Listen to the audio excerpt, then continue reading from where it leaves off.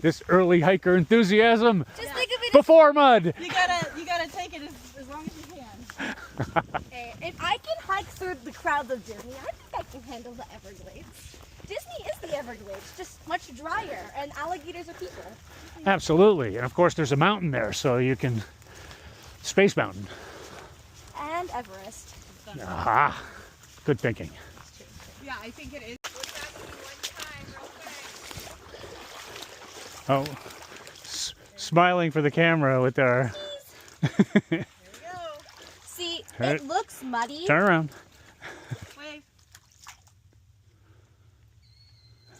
Nice. And I actually measured my poles here because people always want to know. So this is about 8 inches. It's like, tell me the depth as far as poles go. Exactly. Well, I actually put inches on my pole because everybody says shin or whatever. So let's just have it between 6. Call it 9 inches deep. See, if I see water and it's somewhat clear, like even if you go in it and it stirs the mud up, Cheers to a safe flight, or safe hike, not safe flight. flight. Well, if you go first, it's aquarium clear. This is the thing that makes me want to just go swimming, Isn't this lovely? I mean, this is fantastic. like just drop every. A little bit of boot sucking mud through here.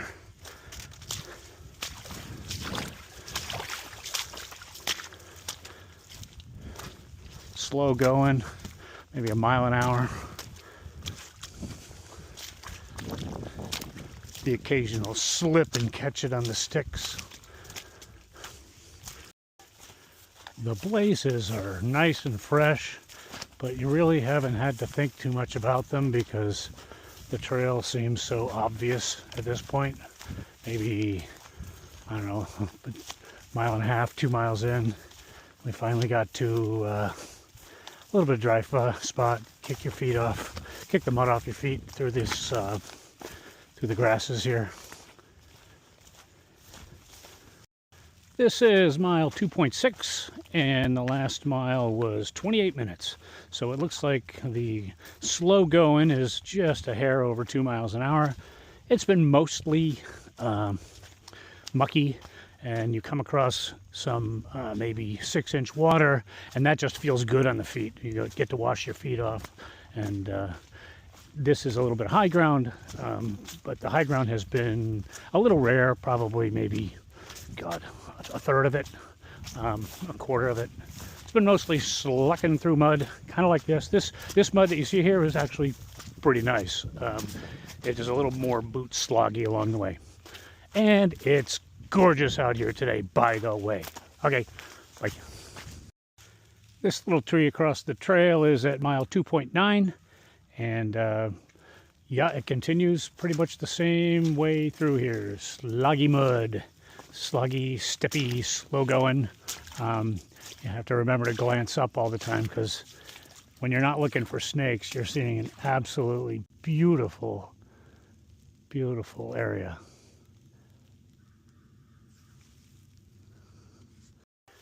The last two miles have been exactly 1 hour. So look at that, 2 miles an hour. You can speed up a little bit through the occasional bits of grass, and then you get the mud and the water slow you down. So it's up and down, up, down. And don't forget to look up because it's gorgeous.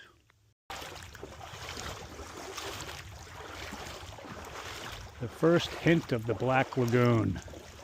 Let's see how deep we are. We are at about 15 inches. Of course, it's not the Black Lagoon.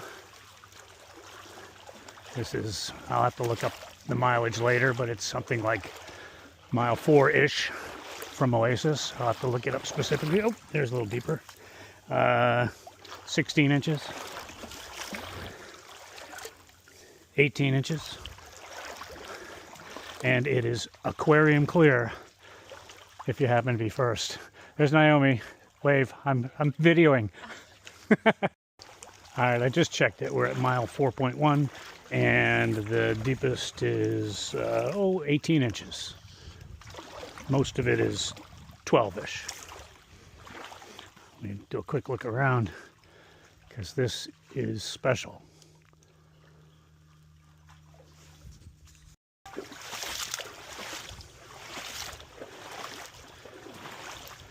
Just did a little bit of web walking, so I don't think I'm going to be meeting anybody. I've already met Naomi, young lady who decided to hop on a plane and come down and do 250 miles, starting in the swamp.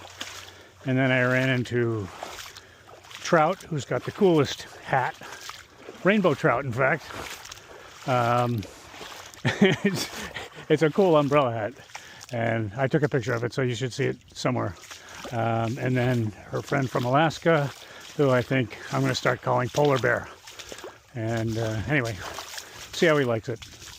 This is gorgeous, and it looks like we're popping out on a little bit of dryness. So you never know what you're going to get on the Florida Trail. Whoa, baby. Almost did a face plant. That's probably my 15th attempted face plant, but my poles have saved the day every time so far. Here we are again, slugging through some water. Just had a little patch of dry. The water actually feels really good on the feet. The feet get hotter out on the dry stuff.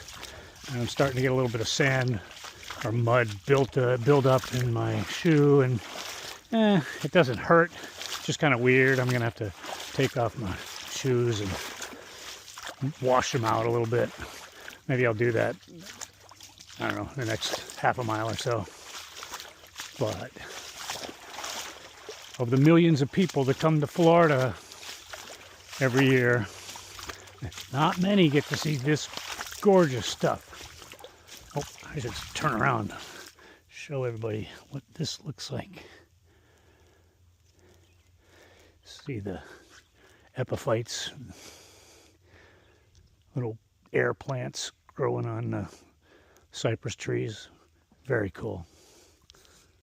So within 100 yards of my last little slosh through the swamp, we come out on this broad savanna.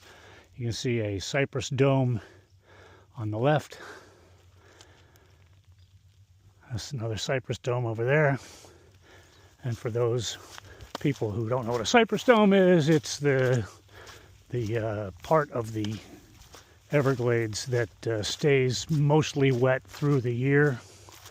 So the middle of the dome the trees can grow a little bit higher,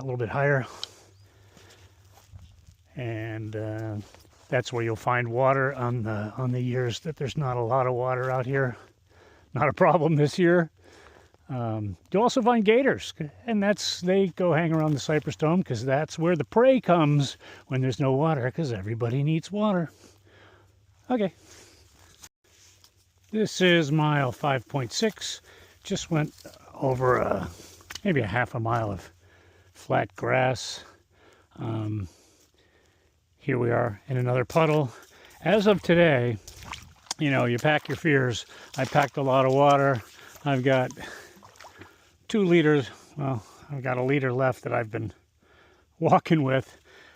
Didn't need it. You could have just dipped and sipped all the way through, at least up to this point. So I'll keep that in mind if you're leaving in the next few days. There's plenty of water to trudge through and drink along the way. Well, that's the last of the food for the day. Bag of jelly beans, 4 or 5 energy bars, bag of pretzels. I'm just starving today. I should have had breakfast. Important safety tip: breakfast is the most important meal of the day. But the good news is it's a forced diet. And we're back in Splashy.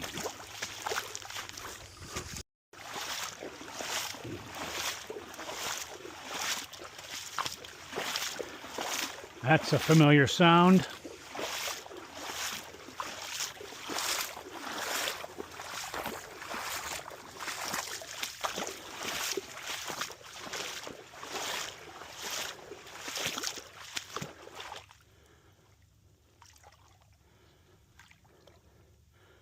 Little gator trail right there.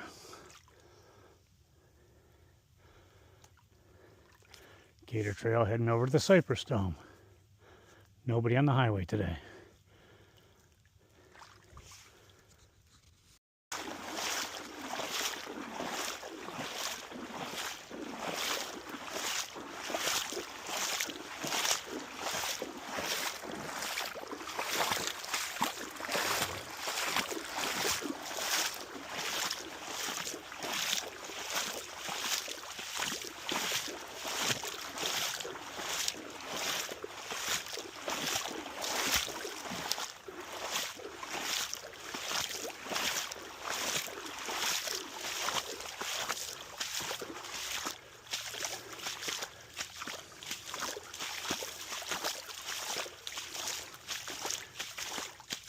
brief little trip along this road. Very brief, a couple hundred yards maybe. And the trail makes a left here. And you can see a lot of blazes up there. So we continue to be incredibly well blazed through this section. Thank you, alligator amblers, I think. And not only are they there, but they're fresh. So far, the first 6 or 7 miles in, nicely orange, and you don't lose sight of the trail anyway. It's pretty well trod, but it's very comforting to know you're not getting far off where you're supposed to be. I'm slip sliding around. Some of this mud is more than boot sucky. I think I like boot sucky over the slip slidey, because the slip slidey you find yourself relying on the pole to save you from a muddy splash.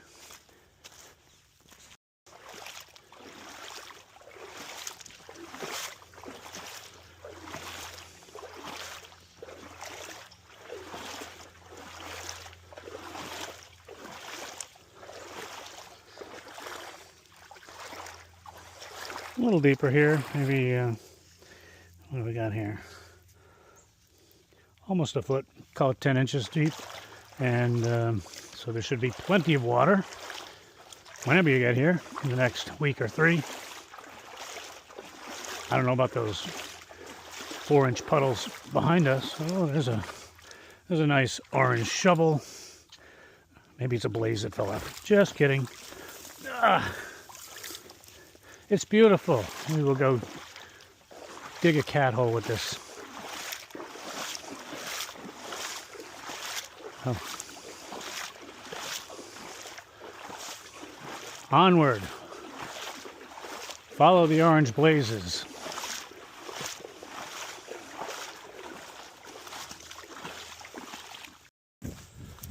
Coming up on 7 Mile Camp. Look at that. Someone brought a picnic table in here. How freaking cool is that? Let's take the tour around the camp. Beautiful campsite. Someone left their cans behind. Someone left a lighter behind. Ugh. Little flat spots. 1, 2. Another one over here. 3. I guess if you're desperate, there's a couple back in here too. Yeah.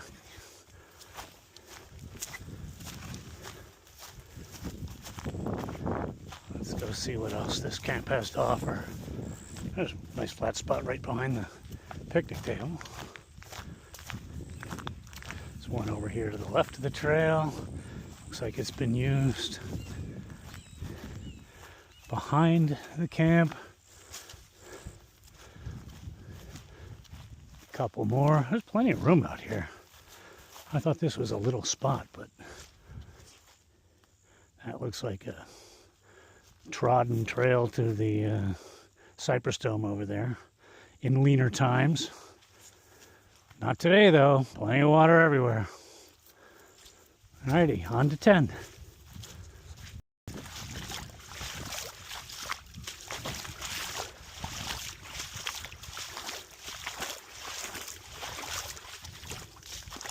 Still a bunch of water. Just past 7 Mile Camp, maybe 7.25, 7.5 miles from Oasis.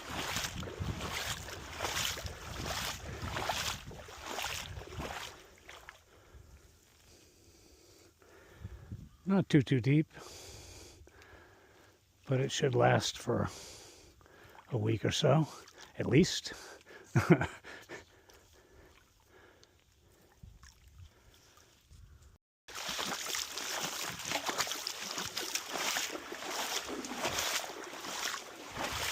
Dip and sip. There is water all the way, it seems.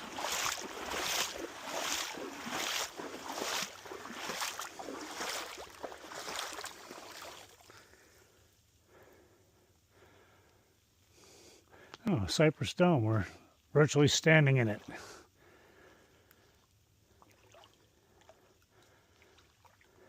And another one right there. So we're between two that are about 100 yards apart.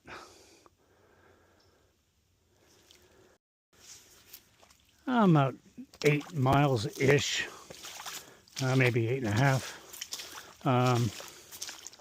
And this morning we had grand plans of going to 13 Mile Camp, which is 17 miles away. It's 13 miles from the other side.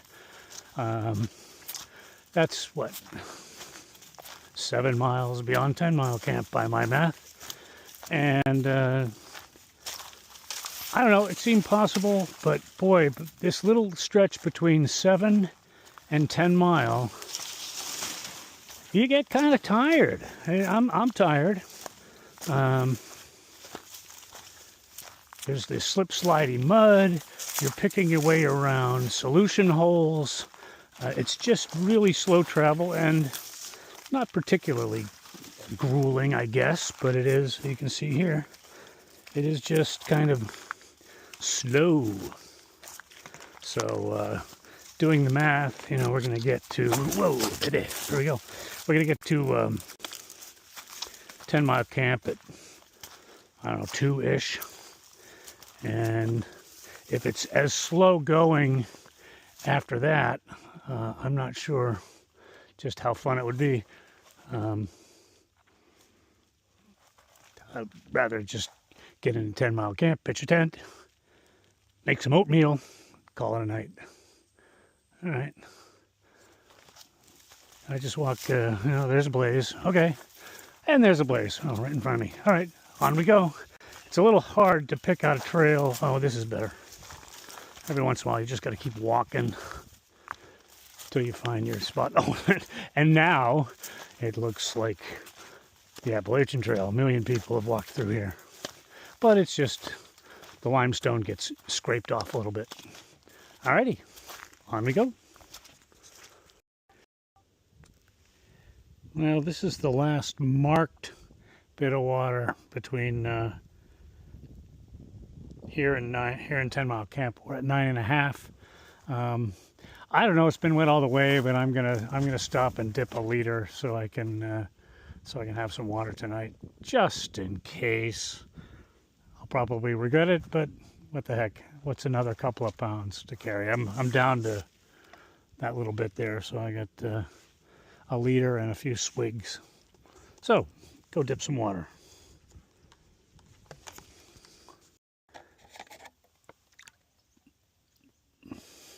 Water right at your feet.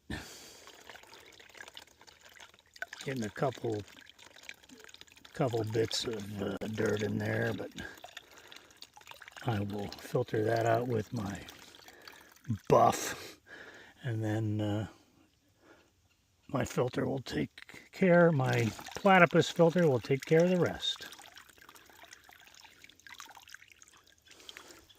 Look at that. Gorgeous. Delicious. Well, and roughage. There's my water hole. And there's my pack, hung on a convenient cypress twig. Keep the mud off of it if I can. All right, there's a little bit of water here at probably 9.6. So I carried that water a whopping 1/10 of a mile. I didn't have to.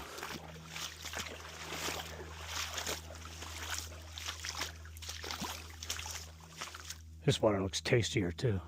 Oh,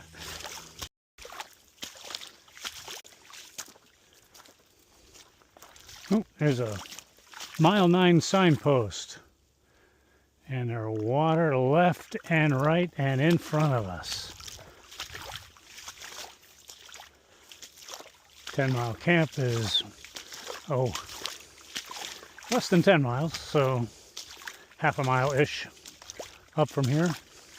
So there's lots of water here at the mile 9 signpost if you want to wait till at least this point to reload.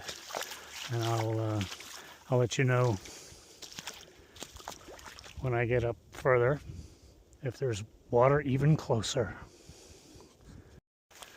Whoops. 100 yards past the mile 9 signpost is the 10-mile camp. Well, what do you know? So we are here, approaching the 10-mile camp. Convenient water right there. So how great is that? You can make it all the way to 10 Mile and reload right there. Let's see, 10-mile camp. Picnic table, yay! 13-mile camp, another 6.7 miles. I'm bushed. It's only, I don't know, a little after 2, almost 2:30. And there is 3 hours of light left. Normally, 6 miles in 3 hours is a piece of cake. But I don't think so today. You just don't know what you're going to see. But I will report back tomorrow's leg.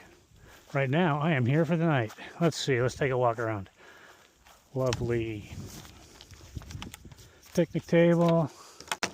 There's like one spot right there. Convenient to the picnic table. Let's see what else we got going here. Well, I'll live there. Got a bunch of people coming tonight, so I gotta scooch around and make sure there's room for a couple of people. 10-mile camp. Oh, looks like there's one flat spot back in here.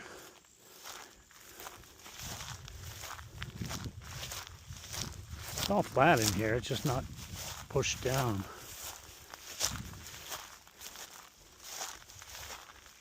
Well, there's flat spots, but I don't know if there's going to be... Well, here's a nice little area here.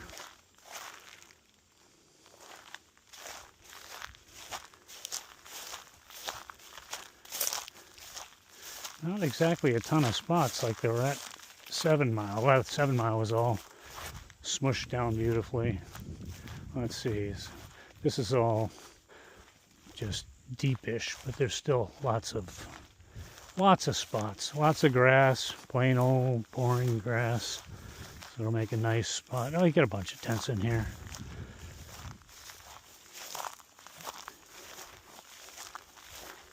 Just have to smush down your own grass. All right.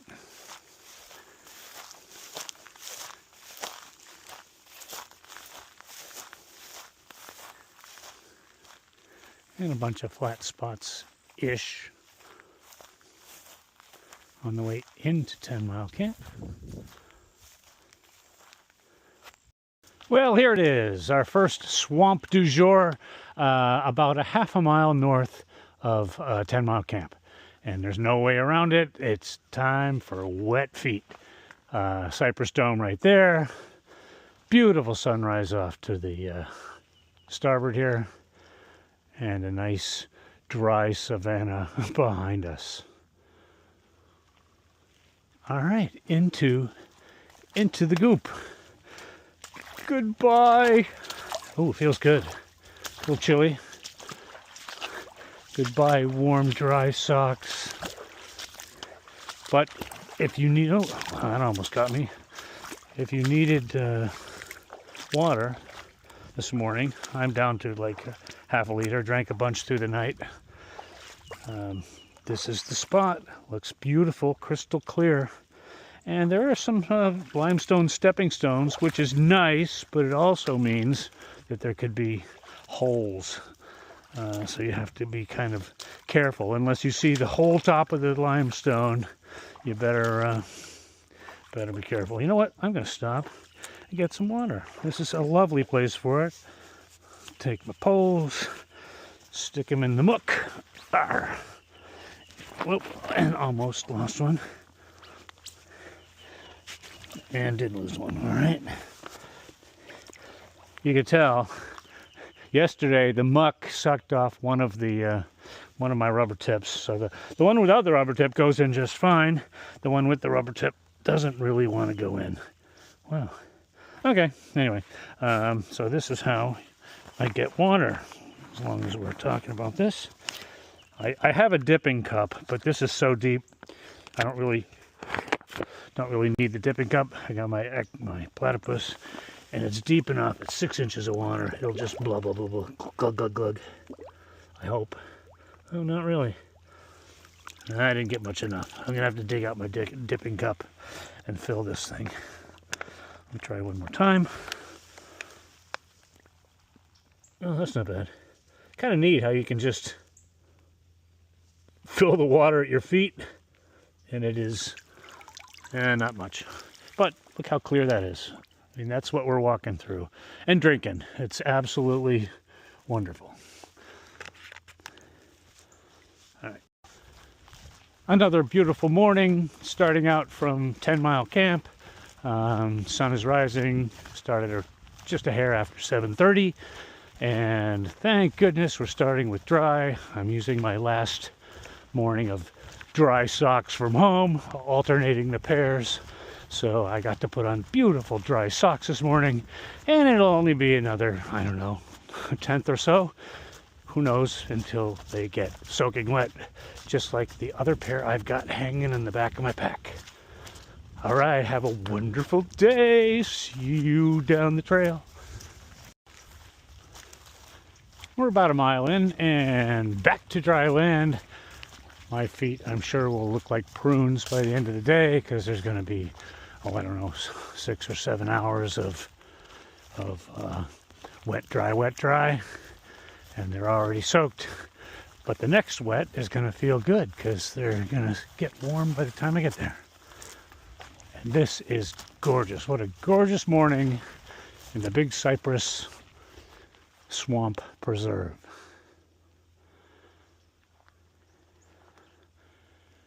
Look at that. Well, it was a nice dry patch. Back in some swampy stuff. Really nice on the feet. Even though they're only warm for like a half a mile. But feels super good. Getting them all wet and cool all the way around like built-in air conditioning. Let me get up to the middle here and do a little turnaround. We're in a little mini cypress dome.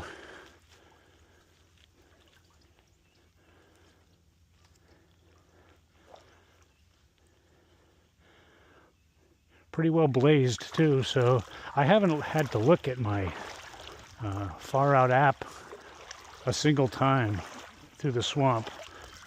Every once in a while you lose sight of a blaze, but the trail is mostly obvious. There's one right up ahead, and you can kind of see there's really only one way to go. So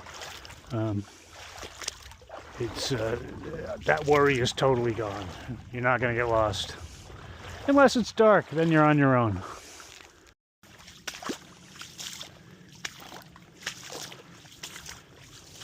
Nice long straightaway through the muck. I seem to be turning the video on when I get to the wet stuff. There is dry stuff between these wet things.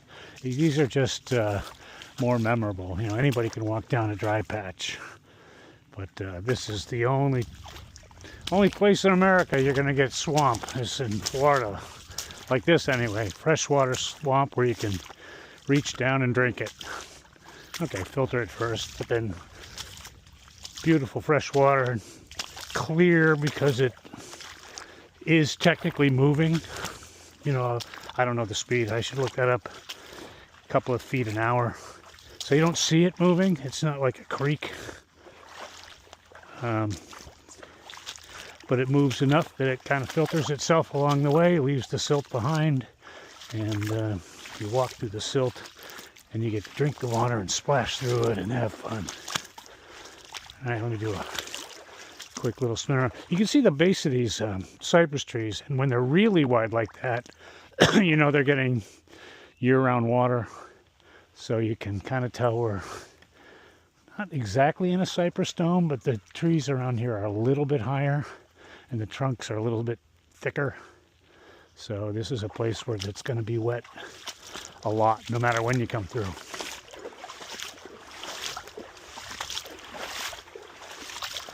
I'll just let this run for a little bit because it's totally fun.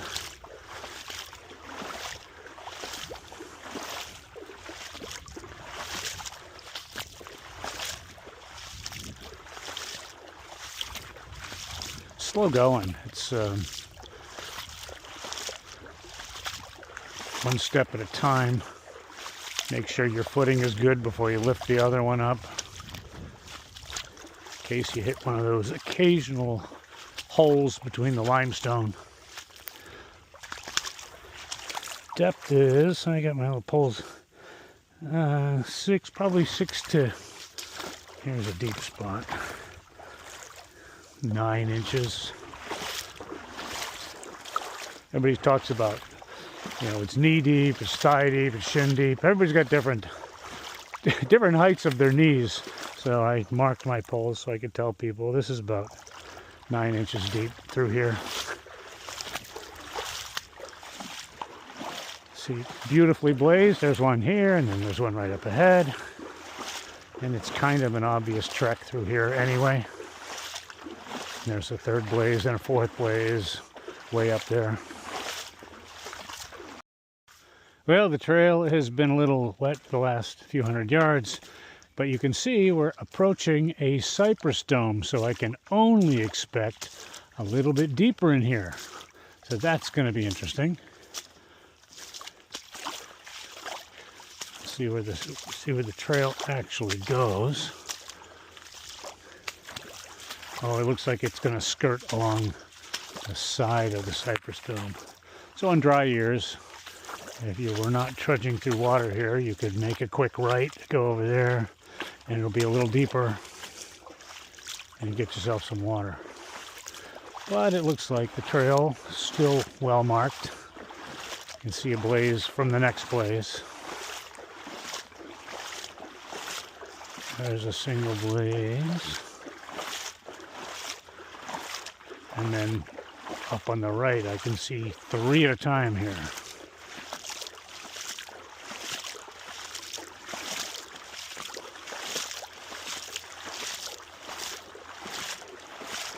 Oh, cue the birds. A little bit of wildlife. Haven't seen really much here. The mammals are mostly eaten up by the Burmese pythons. I haven't seen an alligator. I haven't seen a snake. I haven't seen anything. I've seen a couple of very large, I don't know, crickets, grasshoppers. I don't know. They're yellow and maybe 2 inches long. That's about it for the wildlife. A little wildlife at the 10-mile camp last night because everybody was so excited to be there. And then we all got a ton of sleep because hiker midnight comes around pretty early, and people were roused and chatting by, I don't know, 6. I think I heard my first voice at a little after 5. Someone was eager to get going, but nothing wrong with that. We all wanted to get out here and make sure we do our 13 miles. We were a little apprehensive about making it to Oak Hill. I don't think it's going to be a big deal, even for the people who are leisurely enjoying their stroll through the swamp. It's only 13, maybe 14 miles, depending on the app or the data book or the latest reroutes. I don't think there have been any reroutes through here, but it's something along like those lines. And even though right now I'm doing, a mile an hour through the swamp, you can pick up the pace in between these little stretches, probably average 2. So you're only looking at, call it 6. Thought I'd show how I think I already did this, but dipping water. Got my little dipping cup, which is the bottom of a milk jug. I got some holes drilled into it so I could, if I had to, tie a line to it and dip over a bridge or something. So I don't have to reach down into it. Pour it into my flexible one, and then I filter the flexible one, which is full of dirty water, into the smart water bottle that I keep clean all the time. And here is my fancy little pack, held up by a little stub of a cypress tree.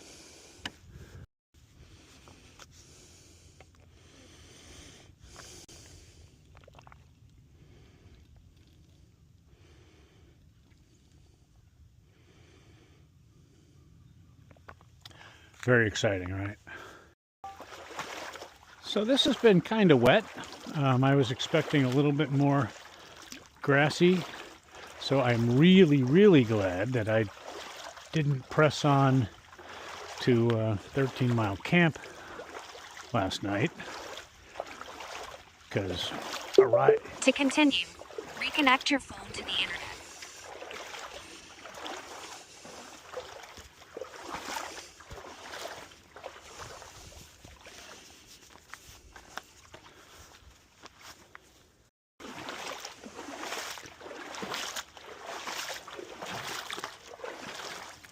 more 6 to 9 inch water. It's been a wet day.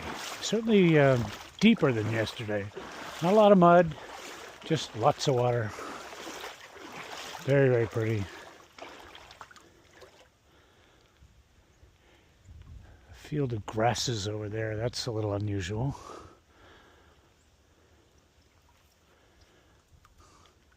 And some higher ground over there. So, walking us right through the Cypress Dome. This is boot-sucking mud. I'm walking about a quarter mile an hour for the last 100 yards. I'm sure it's ending real soon, but it's memorable. Story to tell. And my boots are clogged, and I certainly have a bunch of sand in there from before. So we're going to have to do a maintenance stop.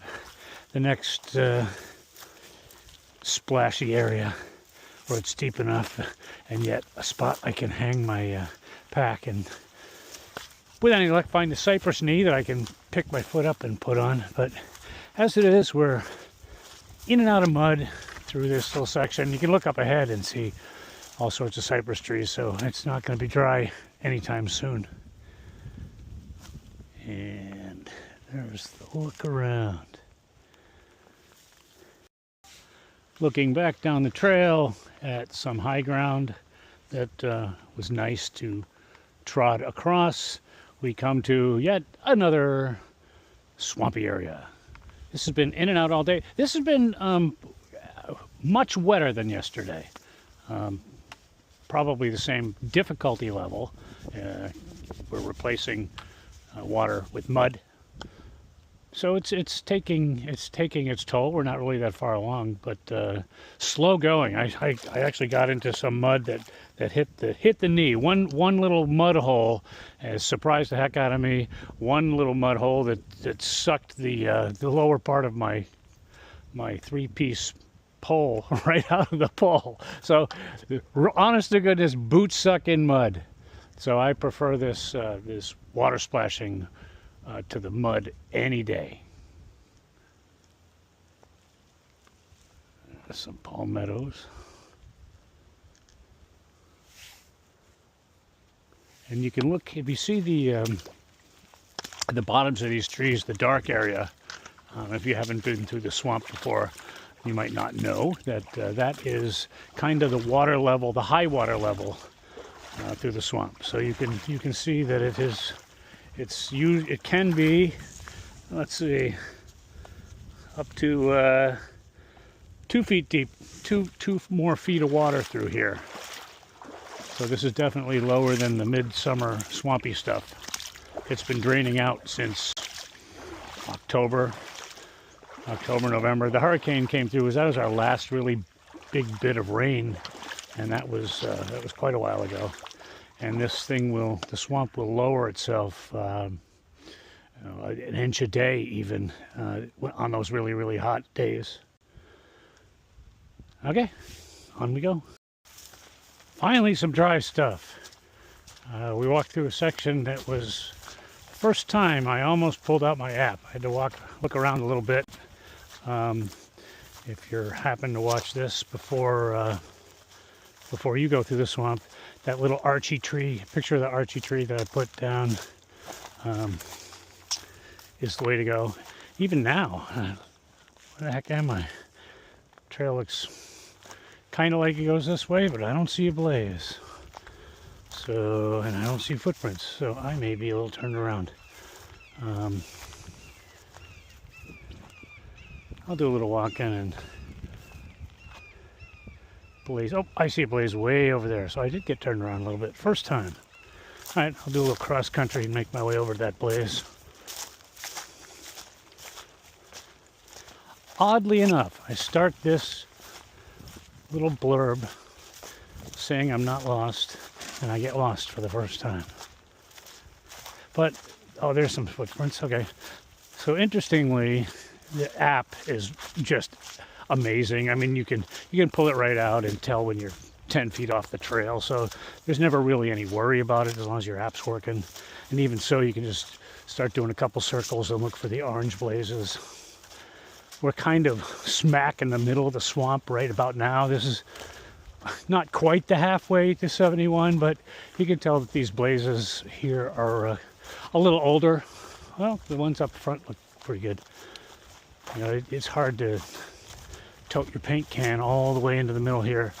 And all throughout the trail, you'll find that the blazing near roads is always a lot better than when you get a little bit in the weeds, in the sticks. That's just typical. And it's doubly typical in a swamp where you really got to come slugging through in the dry months with your paint can.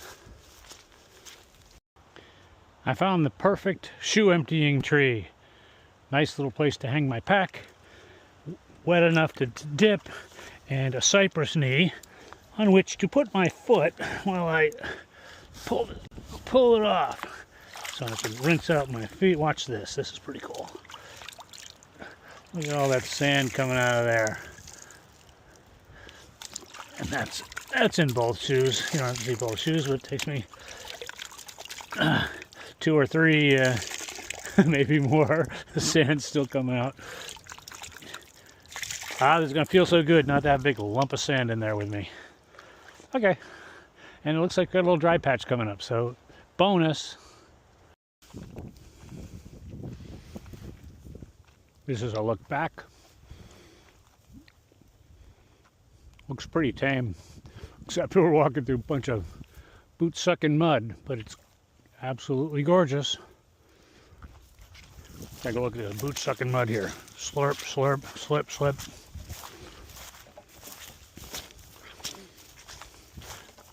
These poles are an absolute necessity.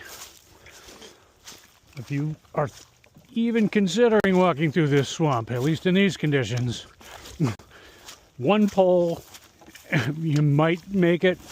No poles, you will land on your biscuits more times than you can count. These have saved me any number of times, probably 2 dozen at this point. It's not that I'm clumsy, maybe I am, but they're just unpredictable. You put your foot in a slurpy mud, and halfway down it hits something solid and goes shooting off to one side or the other. Unpredictable. That's why your legs get such a workout in 1 mile. It's like walking through, now if you go to the beach and you walk through the deepest part of the sand, that's what it's kind of like on the legs. It's leg day here in the big Cypress Swamp. This is an odd place for a how to use your hiking pole lesson, and most people who are going through the swamp already know this. So this is for people who are just kind of interested in the swamp thing. But for the last half a mile, I was reminded that my walking along here to get any kind of pace to get there at, at a reasonable amount of time, I probably use my poles for 30% of my propulsion. If I was just walking, it would be really slow. So the proper way to use a pole, which is really kind of, if you're not a hiker, you probably just don't know this. It's kind of weird. But what you do is you put your hand up through the strap. You can adjust the strap, and then you hold it here and you push down. You use the strap to push down. You barely hold on to the poles themselves. You're using your wrists to push down. And when you plant your poles, your hands never go behind your hips as you're walking. At least in Florida, you know, this is the way you do it in Florida. You plant your pole out there and you push off, and it really is a pushing motion. And as long as your footing is good, it really does propel you forward. You can feel it. It takes some practice to do it this way because you know, you're the first few weeks that you're using poles the right way and really pushing down. You know, you're building pole muscles. I have to look up which muscles those are. The old biology teacher in me. I have no idea which they are, but these are certainly ones you don't use every day unless you're a karate chop champion. It's kind of the push down motion, and that's what gets you going here. It gives you a little bit of impetus through these flat areas that you got to pick up speed. I mean, this other stuff is slowing the heck out of me. You know, when I get to this stuff, you just never know how deep it's going to be, so you have to slow to a stop, and then you get to this mud, and the mud is slippy. So it's never boring here in the swamp, even when it comes just down to footing and pace. Here's a brief look around. See cypress trees in the distance over there, so it's wet over there, and it's cypress trees in front of us, so the dry wet is going to continue for a while. This is an interesting little area here. You can see the char marks up the trees, which are the result of a fire through the area. Most likely a prescribed burn. The Forest Service will have these prescribed burns occasionally. In fact, there's one scheduled for a couple days from now, which is going to, we'll see, but it looks like it very likely impact those starting at the kickoff. We ran in, just tripped again. We ran into a ranger who unofficially said it's going to start, she thinks it's going to start the day after tomorrow, which would be a Sunday. Right, officially they're telling us, you know, there's a window of opportunity from December 16th to January 16th, and they don't tell you until, you know, they don't make any official thing until the day of. I mean, it all depends on weather conditions, prevailing wind. You know, we have two major highway, well, one major highway north of here, I-75, and then Route 41 is the old Tamiami Trail, and that is that's pretty busy too. So they got a lot of things to consider. Hikers are kind of low on the list. But they are shooting for the 5th, it appears. But we will see, day after tomorrow. She said yesterday that we're okay to go through. So we're going to get through before they start the burning, but they will halt the hikers from going into the swamp.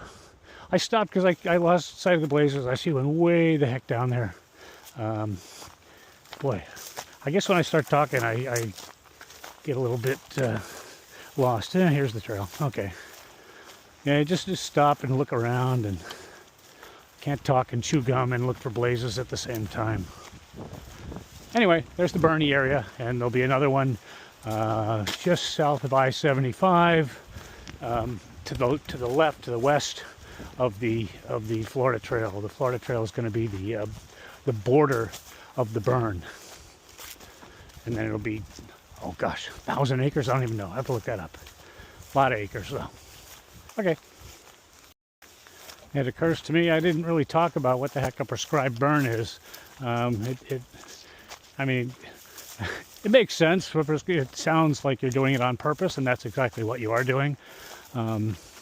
They do it every few years to reduce the dead brush that accumulates over the years, the grasses that live and die, and then all of a sudden you get a bunch of dry stuff, and if you burn off the little bits, it will stop you from having crazy wildfires in the future. There's a certain state way on the left coast that has not allowed this. They've gone the other route, and they just go a la natural. They don't do prescribed burns. And you'll notice in the news every once in a while there's a massive wildfire that gets out of control. So I think unintended consequences of leaving nature to itself. You know, there's opinions on this, left, right, and upside down, but I think the responsible burns that happen on a regular basis, at least they've controlled the major get out of control wildfires in Big Cypress Swamp over the years anyway. Okay, no politics, walk on the trail. I just passed the famous gator hole. I probably should go back, but I don't like backtracking. But once you start pushing through some palmetto scrub, it's about 30 feet inside.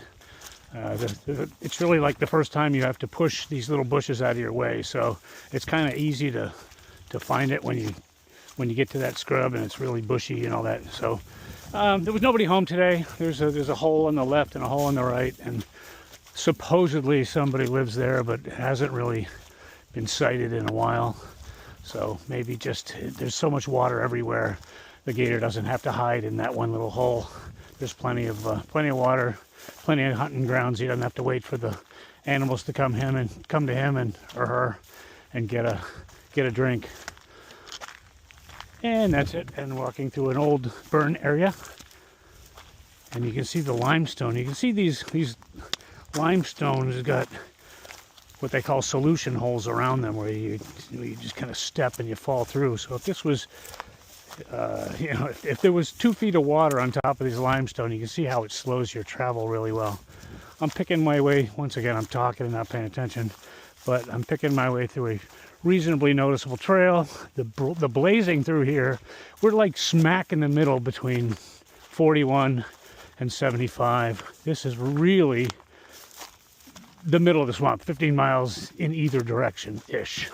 And the blazing is, they haven't really gotten in here with the paint bucket lately.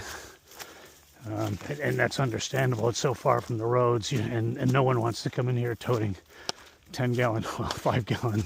I don't know what they use. I don't know what they use. Even a pint of paint's got to be heavy. This one's pretty good. I've seen a lot of flaky ones.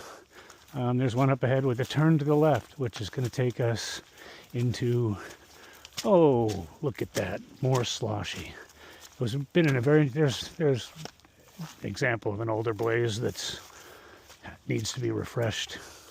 Kind of typical through here. But you just keep walking straight, and you're probably going to find it. And worst to worst, you get the app open.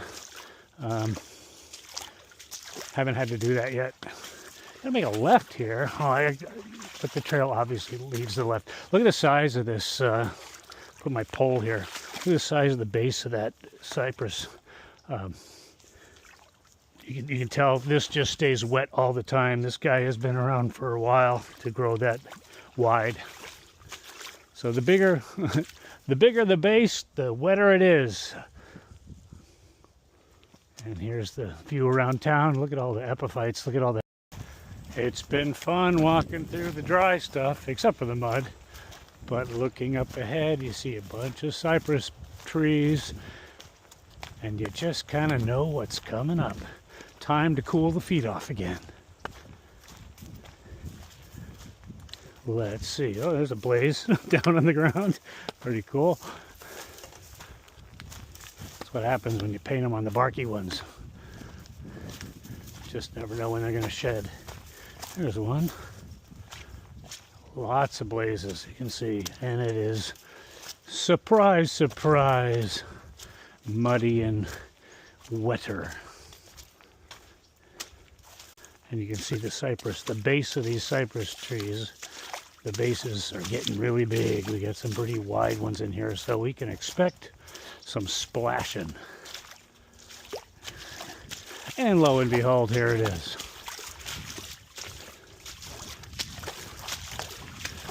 How to become a big cypress genius. Look for the bigger trees, bigger base trees. Expect more water.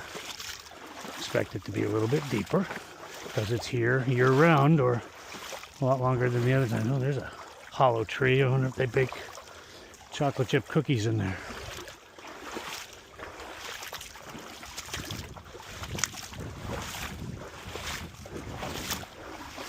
Very neat. Prehistoric.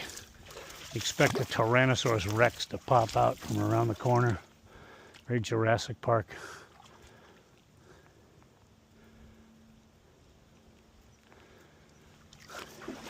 And look, we popped right through this, right through the dome and out to higher ground. What a pleasure. A little air conditioning on the feet, feel good. I keep taking pictures of this area. It's just so magical. The last video was a whopping 200 yards back. It's just really cool to walk through this. Really big base trees through here. I mean, the biggest I've seen. I know there's going to be bigger tomorrow at the Black Lagoon, which is kind of known as the deepest part on the Florida Trail. It's just after Oak Hill, just a couple hundred yards after that. That'll be the deepest. You know, when this is going from ankle to shin to knee, the one after Oak Hill, the Black Lagoon, is going to be higher. We'll see how deep. Bunch of tadpoles. Finally, got some wildlife. We'll add that to the list. I saw ibis, great heron, and now tadpoles. Oh, and that caterpillar locust thing, whatever that was. But still, no danger noodles and no alligators.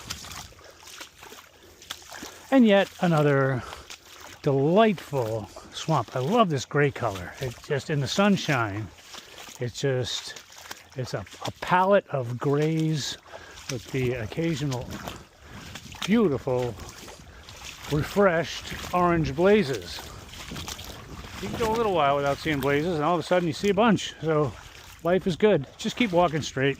You'll find it. I see 1, 2, 3, 4 blazes. How great is that?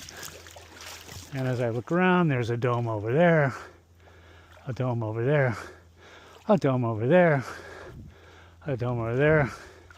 We are domed all around this joint. And I do see some green trees way in the distance. Well, way in the distance, a couple hundred yards. So we are now going to be a little hopeful for some dry ground. But right now I'm enjoying the air conditioning on my feet. Well, getting up here and I smell smoke. And there's a big white sign that says area closed. Those rats. Oh my God, they told us. They told us yesterday it would be fine. Oh, disappointed. All right, so let's see what we got going here. In accordance with regulations and the delegated authority provided in blah, blah, blah, CFR, blah, blah, blah, Title 54, blah, blah, blah, blah, blah, blah, blah, discretionary regulation, blah, blah, blah, closure order, temporary closure regarding fires is effective at midnight, January 7th. Oh, okay. Please refer to the provided map. Closures all areas within the perimeter of the unit. Oh, okay. So, midnight, January 7th. Today is the 4th. So, apparently, let's see what else is here. Privately designated area. These areas are closed to recreational use, off-road vehicles, hiking, blah, blah, blah. Public will be advised. This closure order is necessary, maintaining public safety. Danger fire, we know all that. Well, okay. So, what to do? What to do? Why do I smell? Maybe it's from way, way over, because I know they're burning 2 areas. I walked through the Seminole Reservation 3 weeks ago when they were doing a burn. It didn't smell anywhere close to this. You know, I mean, it was a lot more smoky. This is like just a hint of it way in the distance. The wind is blowing this way, and I know there's another burn area. So I'm going to go through. If this is effective midnight January 7th, and today's the 5th, today's the 4th, it's going to be 3 days from now. And that tracks with what the ranger told us the other day. She was thinking maybe the 5th. So I'm going to walk around this sign and keep on going. Put me on the Darwin Awards if this happens. All right, away we go. I doubt they'll see this, but I left a little arrow pointing where I'm going, and a CG next to it, but it's pretty muddy. I put a bunch of X's there, and there's a fire road down here. I don't know where it reattaches to the trail. I'll look at that. If it comes in closer, I might go down the fire road, but I think I'm going to go through the closed area. Well, the area that's going to be closed in a couple of days, 3 days from now. Here's my mind. Looking at this, looks like this swamp buggy road goes out here and goes around and rejoins the trail at approximately mile 17. Right now we are at mile 16.4, so it's just a little bit of a walk around. I don't know. It looks pretty wet down there, but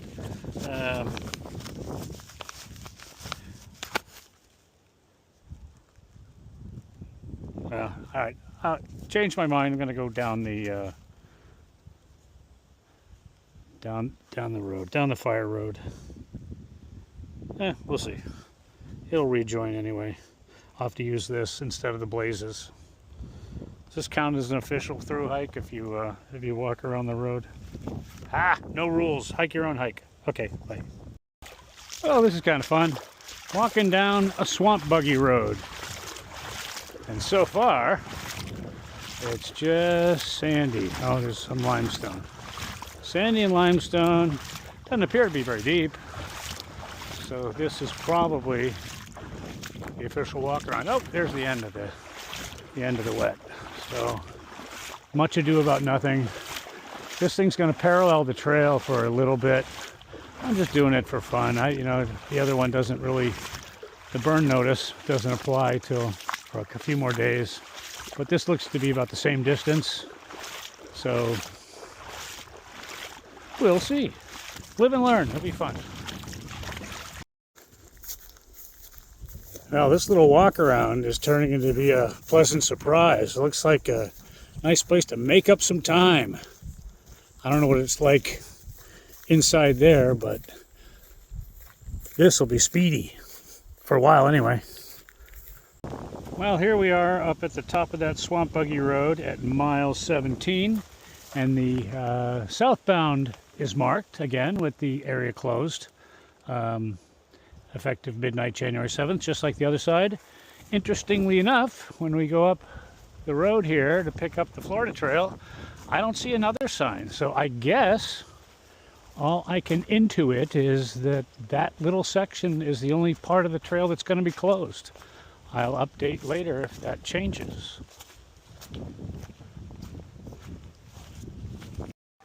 All right, took me a bit to find the trailhead. So there is the where you come up from the walk around. Up on the left is the trail closed sign. But just before you get to that is the northbound unmarked closed section. So apparently this is open. And kickoff people, nothing to worry about. You can come do the little mini road walk and rejoin the area that's not closed. So all good news. Unless, of course, they put a sign there after I leave. But right now, this is not marked as closed. So it's contiguous so far from 41. And I'll update later. I was walking along and came across this little cutie, little banded water snake, completely underwater, little heads poking out on the root there. Can you see it? Angie in New Hampshire, thinking about you. I know how you love snakes. He's so cute. All right, I'll walk around. I don't want to bother. Had a nice little bit of land for a while there. And now that was all pretty much everything since the snake was land. And now, back in Cypress, a little early. I was expecting another mile or so of dry. So we'll see if this goes all the way to Oak Hill or not. It's been a little bit of dry. Picked up some speed, made a little time. So getting to all these cypress, I suspect it's going to be wet from here on. Let me see where we are. We are, oh, you can't see my, all right, let's see where the heck we are.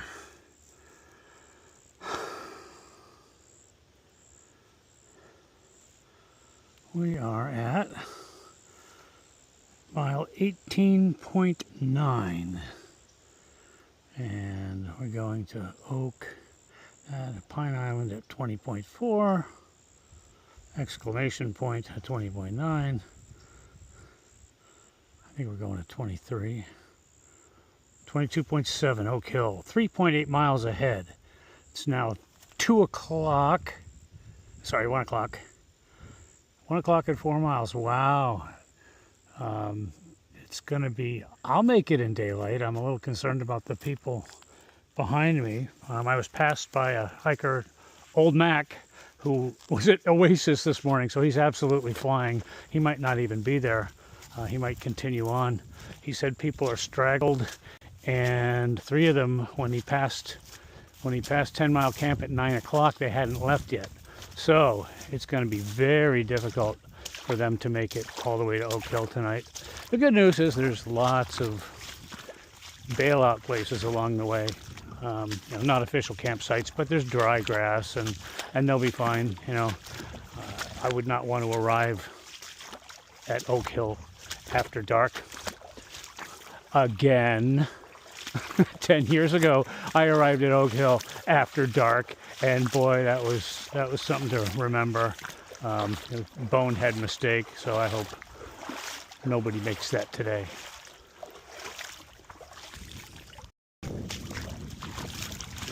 Walking down a swamp buggy road, which is kind of neat. Nice change of pace. All of a sudden, you feel like you got a big, wide trail here. Pretty nice. Walk in the middle. That's where it's the shallowest. A little deeper in the ruts on the sides.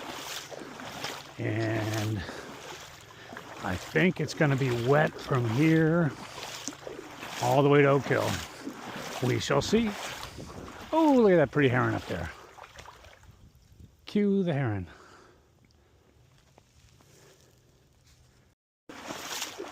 These last few miles have been pretty slow going between the mud and the shin to knee deep water. I'll post a final time for these last 3 miles, but boy, leave plenty of time to get to Oak Hill. The dry spots where you can pick up some time are few and far between. Still slogging down this fire road, which is pretty, a little nicer than slip and sliding away on the trail. Oh, what do we got here? Looks like the trail makes a left. It seems to be rejoining this fire road all the time, but this is a hard left, so I'm gonna go follow it. Probably poke back on this fire road again, but we'll see. I was hoping to make it to Oak Hill, but I need another break to get the stuff out of my shoes. It's happened again. They're just getting so incredibly full of stuff. So found a nice tree to hang my stuff, and a cypress knee, a little lower than the others, but we're desperate. Gotta get this yuck out of my shoes. So that'd be the second time today that I'd have to stop and dump the stuff out. All right, don't need to see that again. It is 2:25, and I've got 1.7 to go.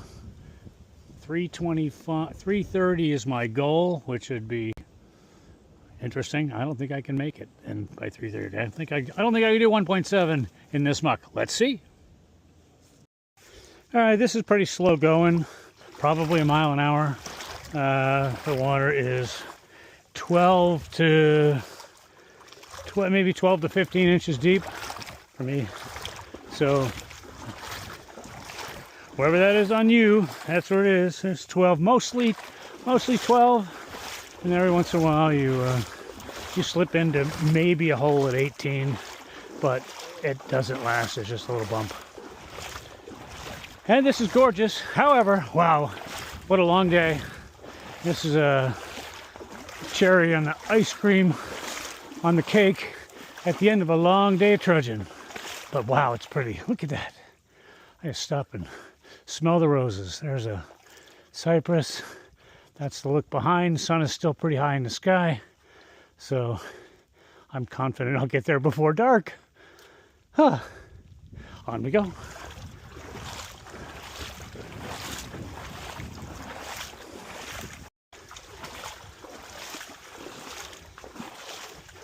This is pretty cool. Kind of a dark tunnel. The trees are closing in. It's kind of the opposite of those big wide roads. And it still continues. It's only been 10 minutes since my last one. I'm not making it real fast. You can't really lift your feet out of this mess.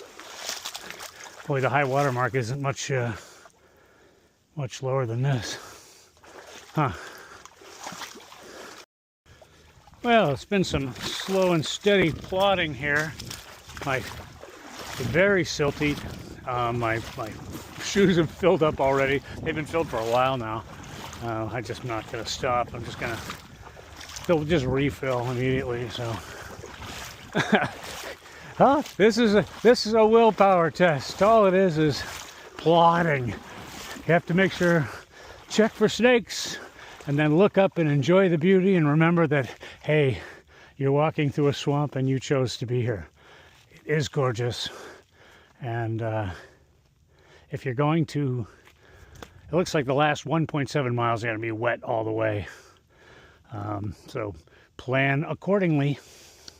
Not much place to bail out unless you happen to have a hammock. Okay, on we go. Interestingly, you can see some green grass in the shallow areas. So that tells me that I think it's like regular old grass. So that tells me that that's normally above water. These grasses don't grow underwater. So that rain we had a couple weeks ago, or just last week, probably served to put a half a foot of water in the swamp. That's what the gauge said, about a half a foot, and I can believe it.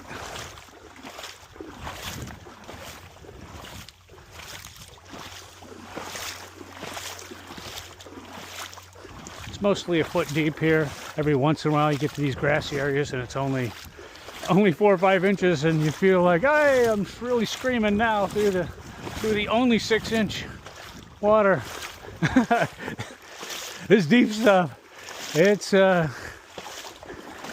slows you, especially with the very silty footing. You just sink in and you pull up, and it's yep, lower body workout today. I gotta stop and smell the roses here. This is lovely. And of course, that's how deep it is. What's that? That's a foot. Okay. Okay, one more shoe empty. It's starting to actually hurt. So I'm gonna do it with my pack on this time because I'm so incredibly talented. Here, let's see how much goop is in here now. Feels pretty full. Look at that. There's a ton of that stuff. Alright, so, and then there'll be more. Yeah. Look at all that. I feel like I'm panning for gold. Looks like I've done 1.3 miles in that last hour. That is what it costs in time to slug your way through the silt. It does include a few minutes to get the silt out of my shoes for the third time. Oh, God. It's filling up. They fill up so quickly.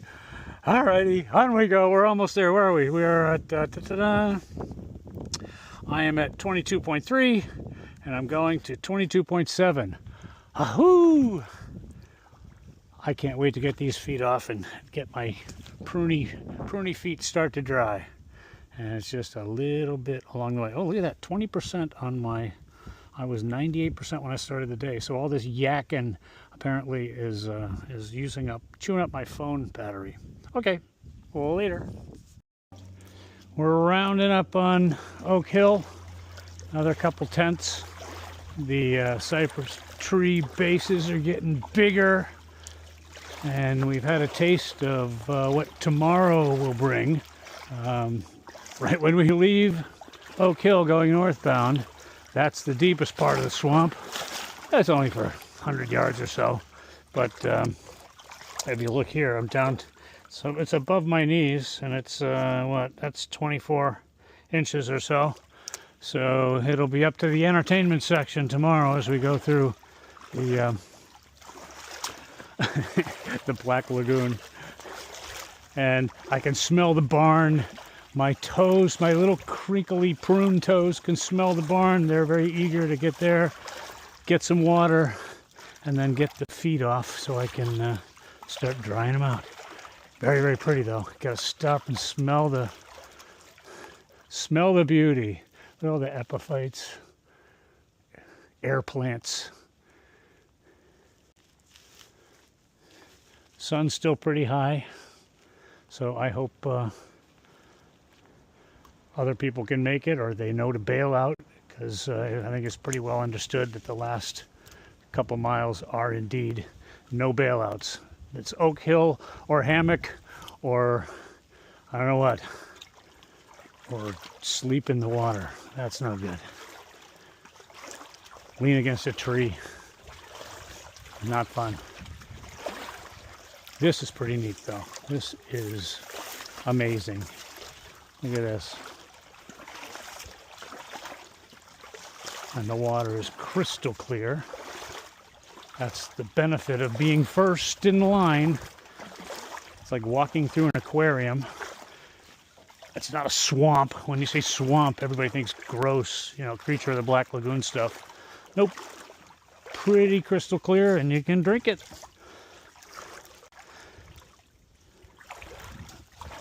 All right, slurping my way through. A couple more tents, and we'll be dry. And then I get to see that crazy setup.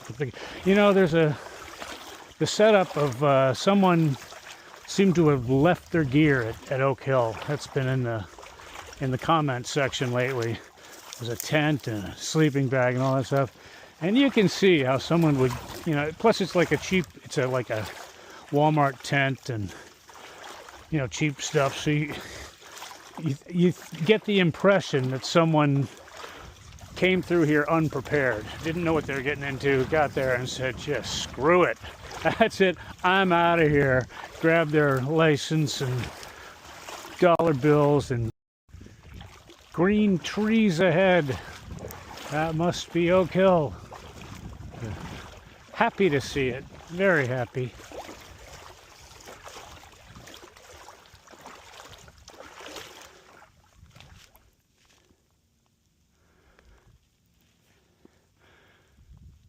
Plenty of water for camping. I don't have a single drop on me. I drank it all. I've been sipping and stopping and sipping all the way.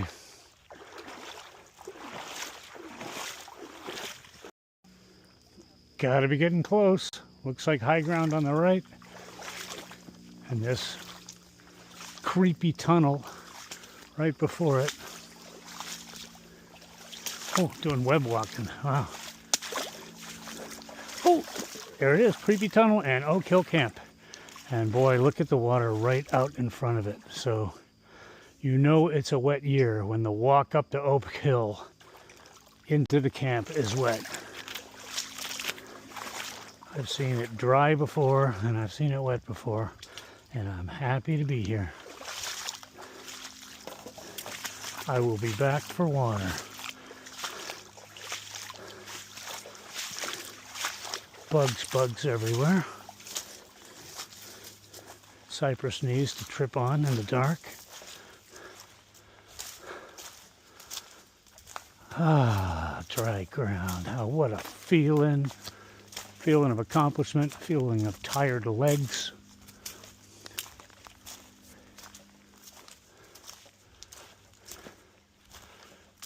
Flat spots.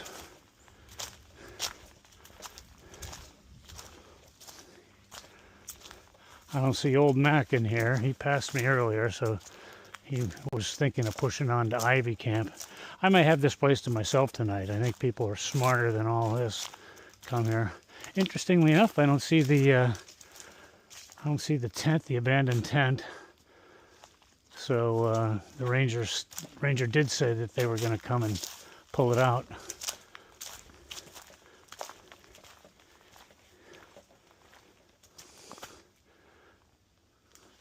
Yeah, so there's a bunch of flat spots here. 1, 2, 3, 4, 5. I mean, you can squeeze in lots of people. A couple more over here, and I think if you're desperate, there's another one in the back. And probably beyond that is the toilet paper issue, where you dig up treasures. I think when you first get in here, there's a couple spots too. So I'm gonna set up my tent and go get some water. What a beautiful little spot. I understand the mosquitoes are going to come out and play with us. Oh, look at it. Someone left a clothesline. So there we go. I know I got some wet socks that are going to be hanging up there. All righty.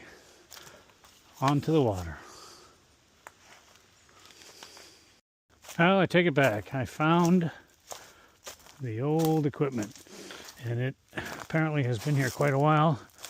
There's some Crocs. Crappy ass tent.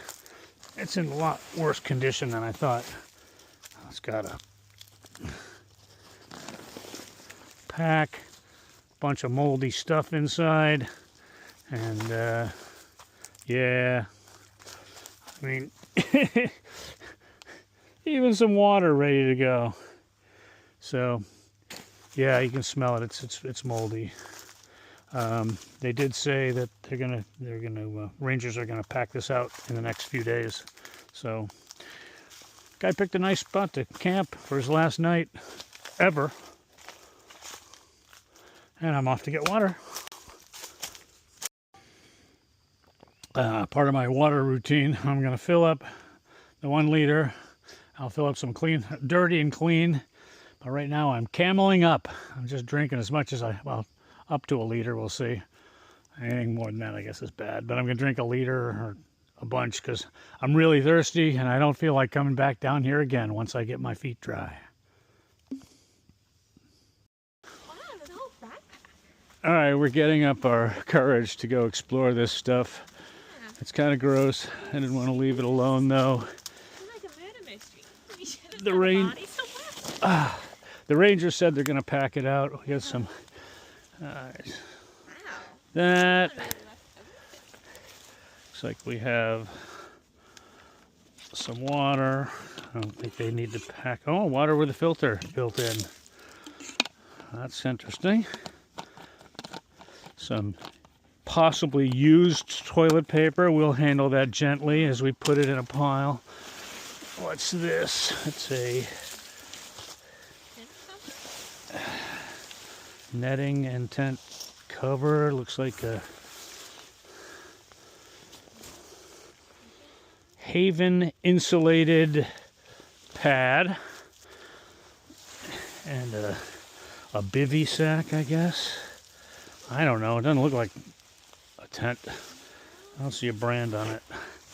But it's got screen netting and it's got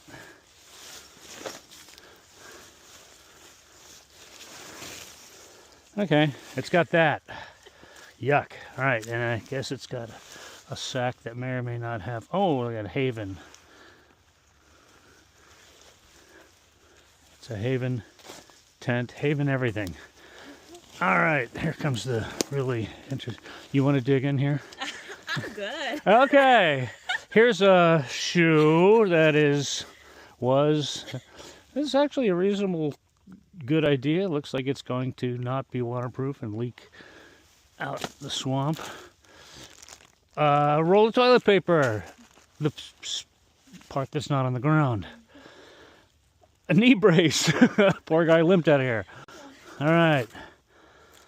The other shoe, good. He didn't hop out of here. Socks. Ugh. Still smells musty. Other knee brace. So guy's got at least 2 knees. Another sock. Another sock.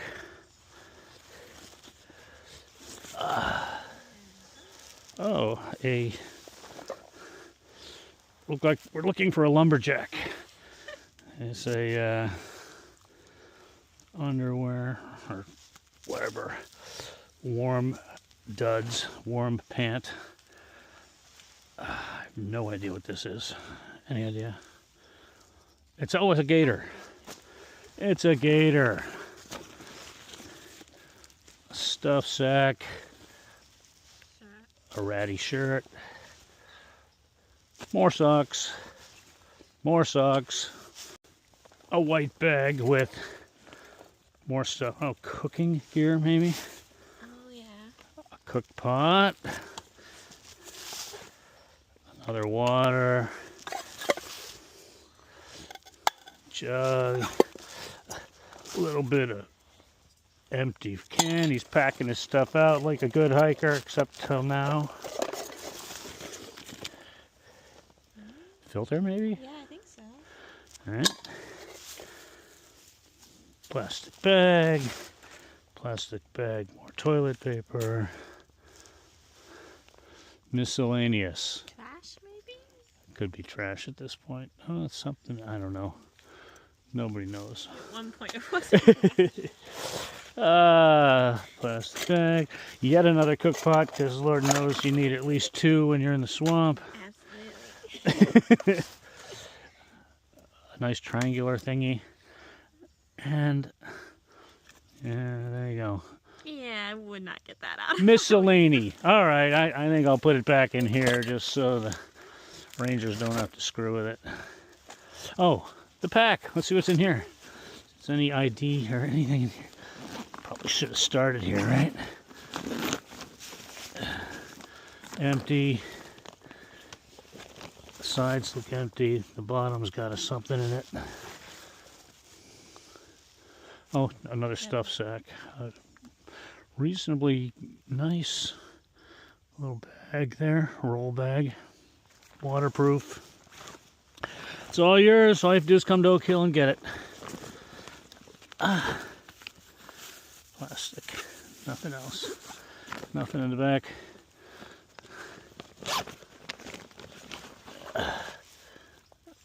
Water bottle top. Alright, that's the end of the mystery. I dried 2 socks out all day long yesterday. And I got one dry one, and I packed the other one, and I'm not going to dig for it, so I'm going to put on one wet and one dry. And Muddy Mud Skipper from Arizona tells me, put it on my favorite foot. When the misery hits. Absolutely. Okay, here we are. Ready? I'm going to record this. Away we go. First step. I was hoping it'd stay drier for another 12 feet, but it didn't. So, into the muck. Into the woods and home before dark. Oh, this seems familiar.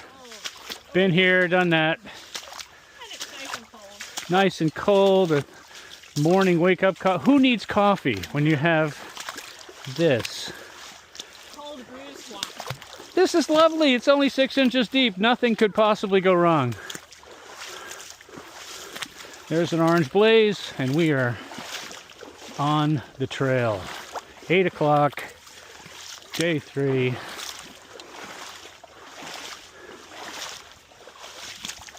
Oak Island to our right. And the Black Lagoon straight ahead. Oh, my toes are icicles.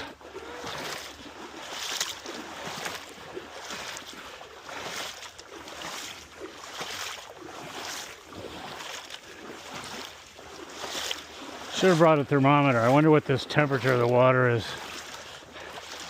Certainly well below 98.6.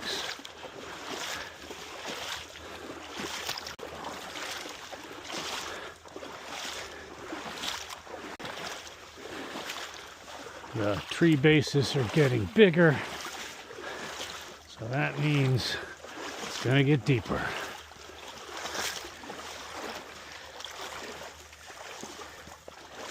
Where are we? We're about 15 inches now.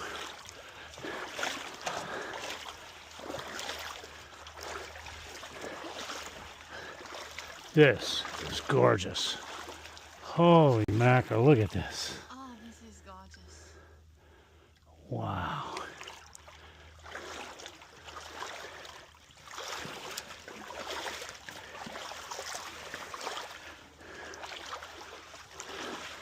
I think this is the Black Lagoon. This is it? Not much, the depth is only 16 inches or so.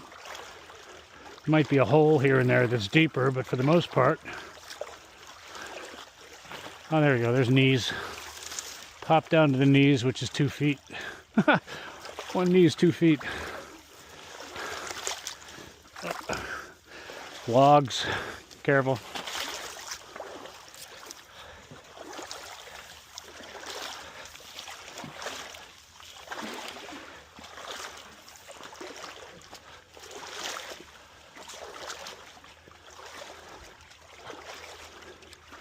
Look at this.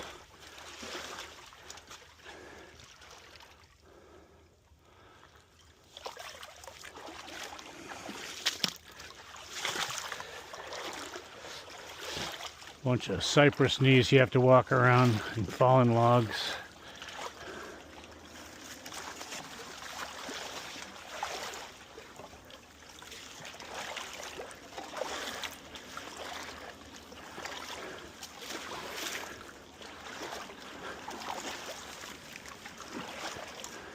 There's the biggest cypress of the season right in front of us. It's like 4 feet across. Oh yeah, that makes sense. It's knee deep here, 2 feet.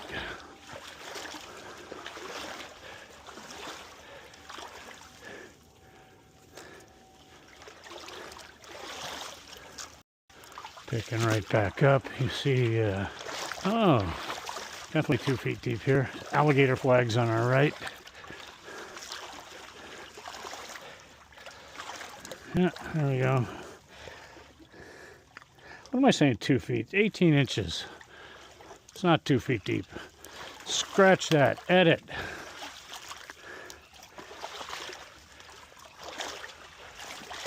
Oh, there's 2 feet. All right, there. I'm not a liar.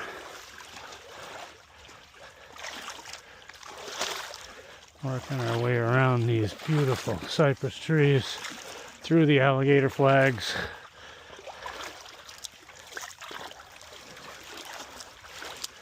Following the blazes.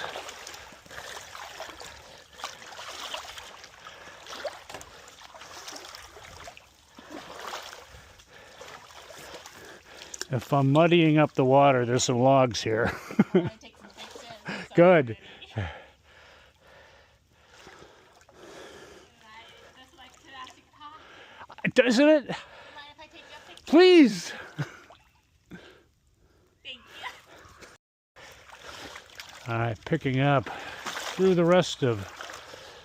We just stopped for some picture taking because it's so memorable.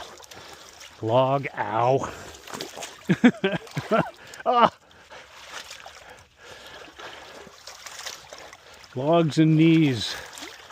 And I can see through the water. Muddy mud skipper behind me. I'm stirring it up so she doesn't have as good a view.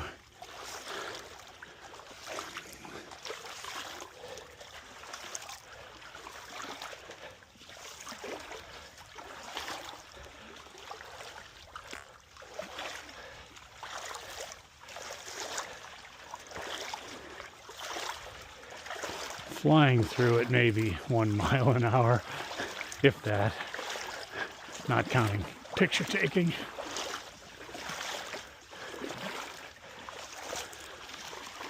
I think we have officially reached the end of the Black Lagoon. It is supposed to be pretty short, sweet, and memorable. the trees are getting smaller, and as I look ahead, I see a whole bunch of smaller cypress. So out of the lagoon and back to the wet and muddy trail. Beautiful day. Got a field of baby cypress here.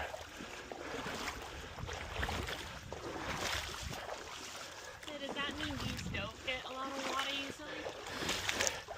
That's my understanding, is the smaller the tree, the less water it gets through the year. And we are definitely shallow-ish here. I mean, it's only 6 inches deep. We did have that 2-inch rainstorm last week, 2 weeks ago.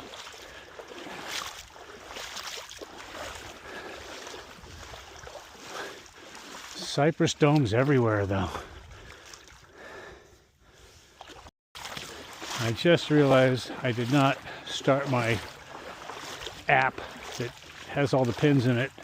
So that walk through the swamp, I guess I was thinking too much about the Black Lagoon, and that will not be pinned. That'll just have to be a separate little video section. So we're, I don't know, less than a mile away from the Black Lagoon and camp, and just starting the app. So live and learn. We were too excited about going through it. Couldn't think straight.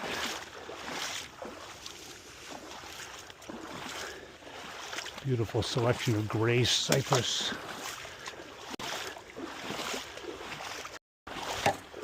It seems odd to say that it's only 6 inches deep, but pick up the pace noticeably when it's under 12 inches deep. Probably screaming at 1.1 miles an hour here, despite the silty mud. It's like a fire road here. I'll look left and right.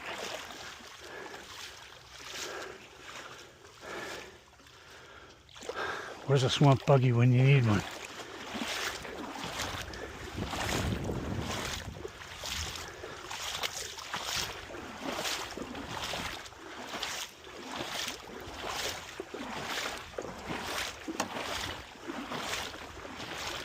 You can hear the clanging of my my scoop water jug back there as it hits the little cypress trees on the way by.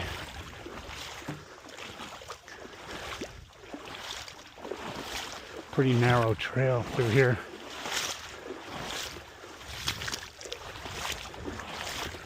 Still easy to pick out though, as you can probably even tell by the video.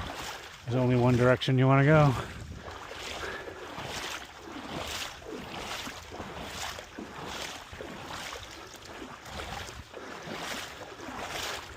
And back to a foot deep, slowing down.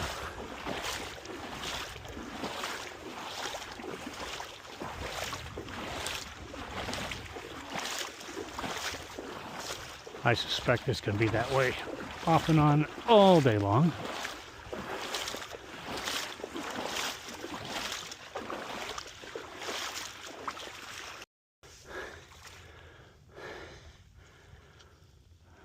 Swamp Buggy Road, crossing the road. It's been a solid foot deep for the last couple tenths, the occasional down to the knees. Kind of what we expected, just slow going.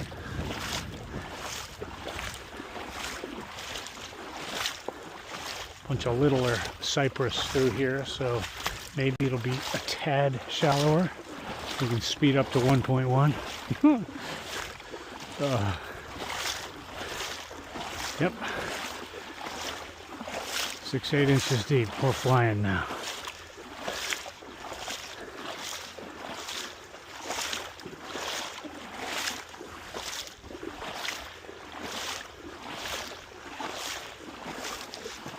Yeah, one dome after the next. 1, 2, 3, 4, 5, 6, 7, 8. Surrounded by cypress domes. Where do you get to see those in your life?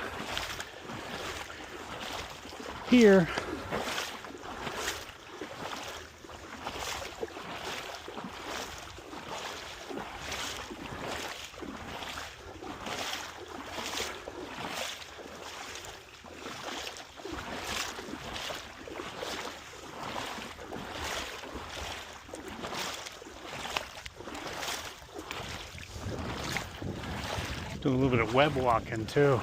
First one through gets the spider webs in the face.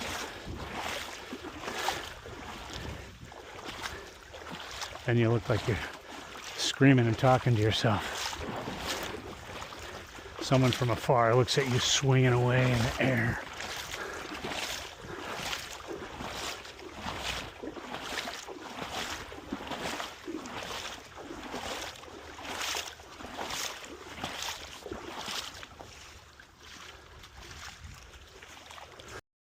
This is a memorable slog. It looks like it's 6 inches deep, but there's another 6 to 8 inches of silt underneath it.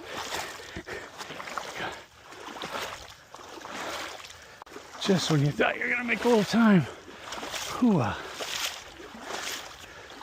Another lower body workout in the big Cypress Swamp.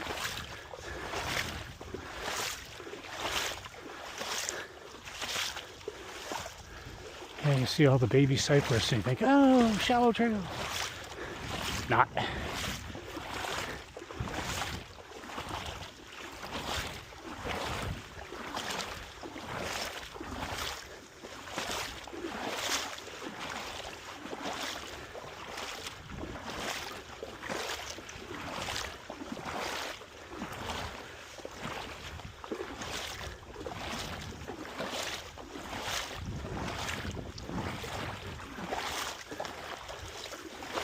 We have a FKT, no, not FKT, not fastest known trail time, or fastest known time. No, we have a young lady named Pegleg who's coming through.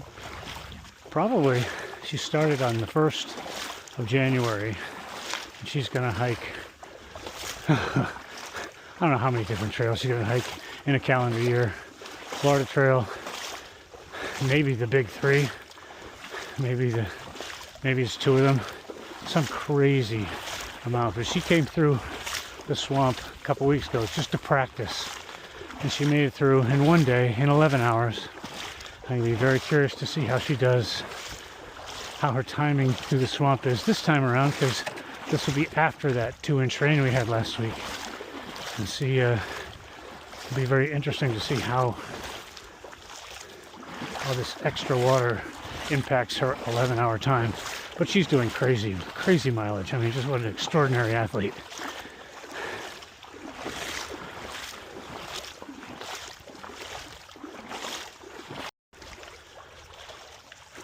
I think Pegleg is going to do the ECT, Eastern Continental Trail, which technically starts in, I believe, Key Largo. But she decided to start in Key West to tack on an additional 106 miles, because why not? You're running across the country. It's only a couple days for her. Then she's going to do, I don't know what order, but ECT includes the Florida Trail, and then the Appalachian Trail, and then the CDT, Continental Divide Trail, and the PCT, Pacific Coast Trail. Those are kind of the big 3. Well, Florida, we like to tack on to be part of the big 3, but we're really not. You know, the Appalachian Trail will get multi-thousands, 3,000-4,000 people who want to hike, who want to through hike it each year, and the Florida Trail get 300 that want to through hike it. And of course, only a small percentage of those actually make it all the way to Pensacola if you're northbound, or start in Pensacola if you're southbound, and you end up where we started at Oasis Visitor Center in Ochapee, Florida.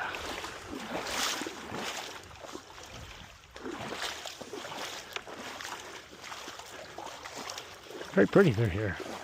You really have to appreciate the different grays and sunshine splashing off the gray cypress.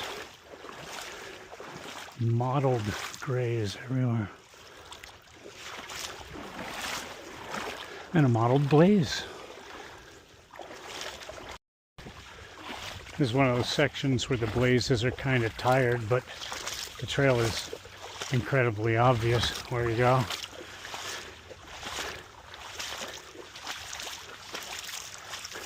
Don't want to make a left. That right doesn't look too inviting. Oh, there's a gator trail right there.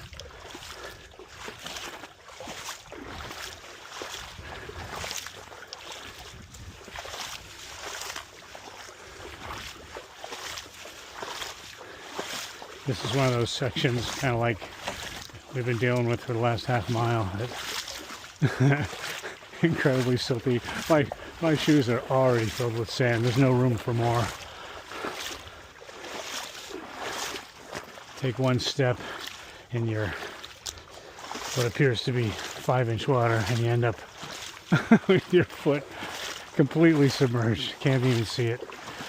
And everybody's, all the sand is racing to the bottom of your shoe. I know, it's kind of a one-way trip. No matter how much you shake it into clear water, it doesn't come out.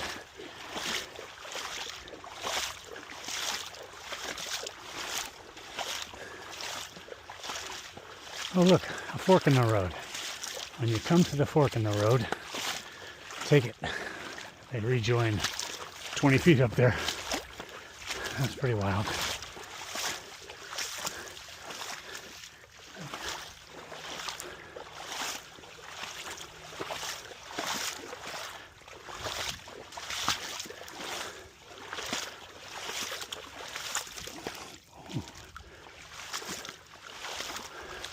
Something green on our left. A little bit of dry land in there.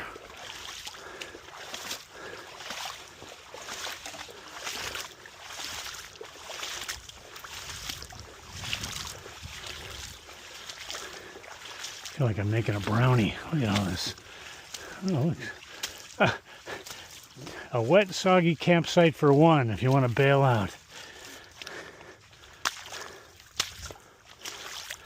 Like a swamp buggy trail, left and right, but not for us. We go back in the swamp.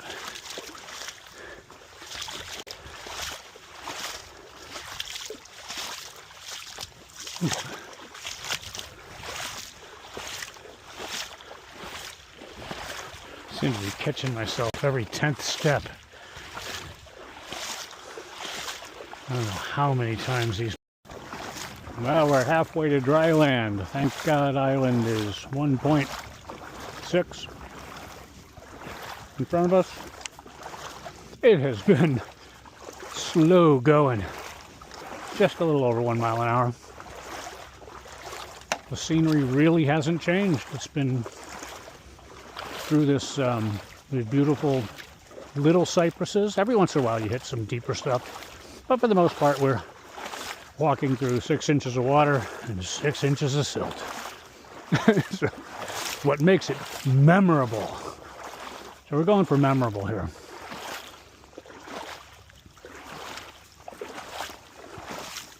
I did land on my biscuits one time, so I turned around, did the pirouette scene, slid right to my butt, and tweaked my shoulder.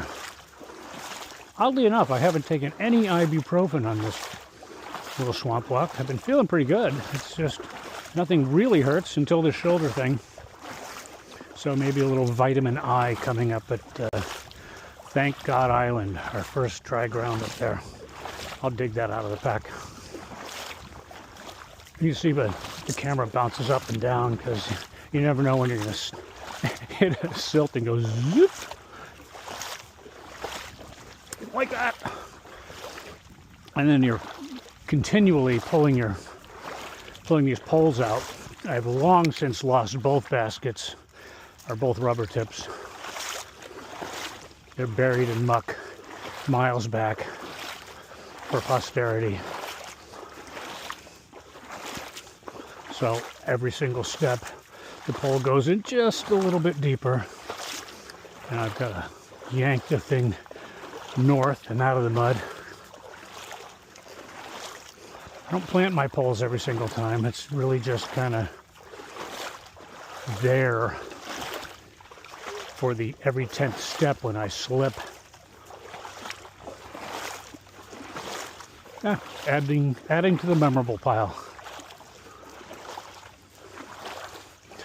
It's pretty neat through here. Little cypress to the left, little cypress to the right.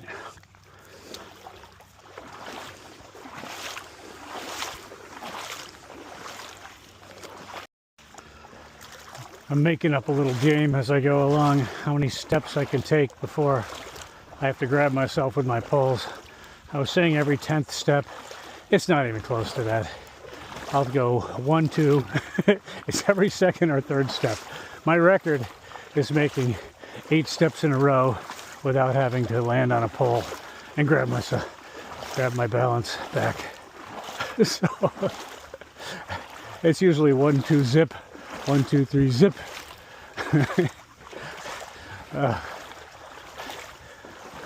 The good news is I haven't on any of those, except for that pirouette scene where I landed on my butt. None of these 1, 2, 3 zips have landed me in the water. But the day is young. All right, first sand stop, emptying stop of the day. Let's see how much beach we've got in there. There's a ton on my sock, and on my insert is, I can bring that all the way to Pensacola. Put it on the beach.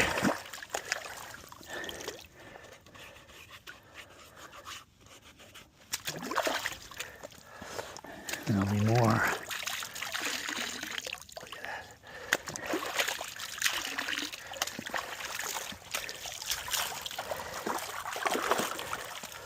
This is going to feel great for the next 100 whole yards.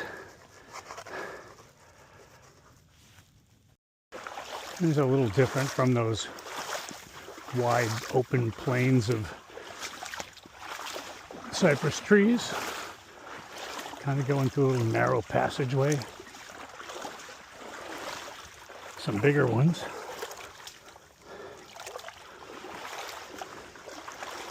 So maybe we can expect a little deeper. Yeah, down to the occasional knee drop.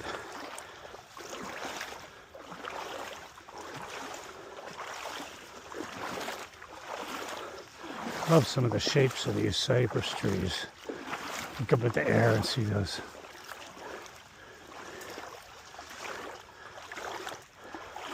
This one's all twisted around. Some sort of history that got this fella to get twisty in his old age.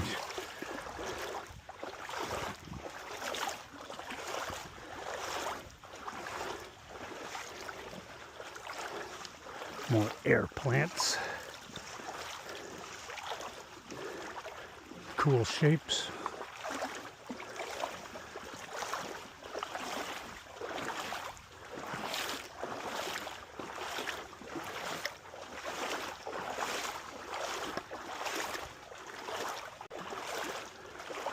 I'm gonna let this run the full 3 minutes because it's just an interesting area. These are my fancy Mission Impossible Ray-Ban glasses. They're these big black frames full of electronics. Got a camera so I can do video and photo. I have to learn not to turn my head so quickly because it makes the camera shake. Also have built-in speakers so I can listen to my music or listen to a book on tape as I'm walking along.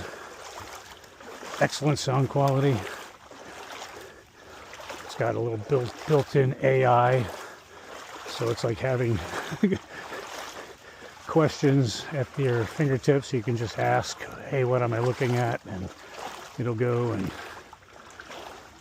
off to the internet when you have internet. We don't have it in here.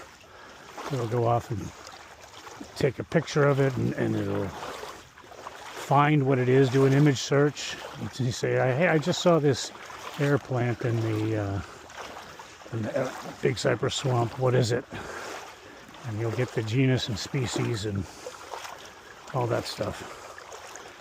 When you have internet, there's nothing here. There's no cell service.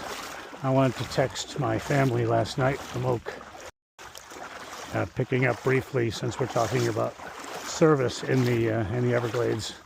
I was able to get texts out from Verizon at 10 Mile Camp.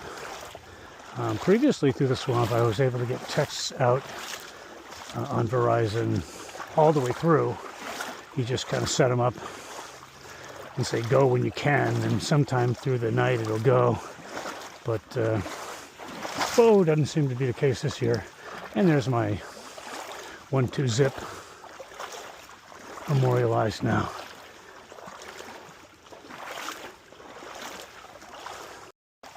Got some bigger base trees coming up through a real narrow area.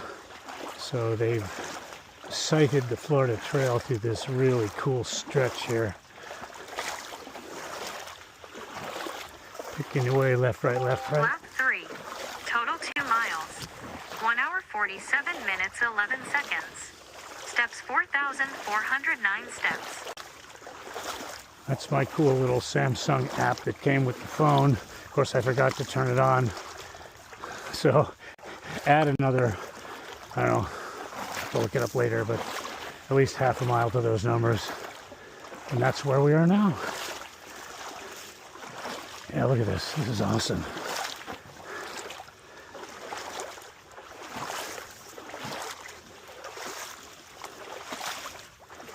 How clear that water is. It's about, whatever that is, over a foot, 15 inches deep. Unless you step in a sand hole. Oh, this is cool.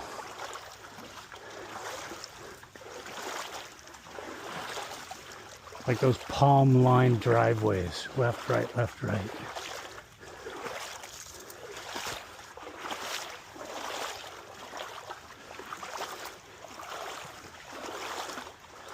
A lonely little yellow flower floating along.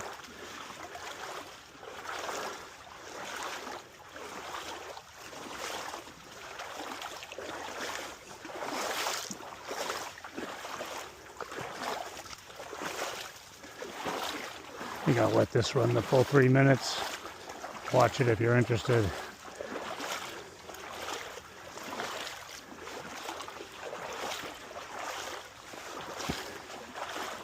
Really chewing up the battery. I got a 20,000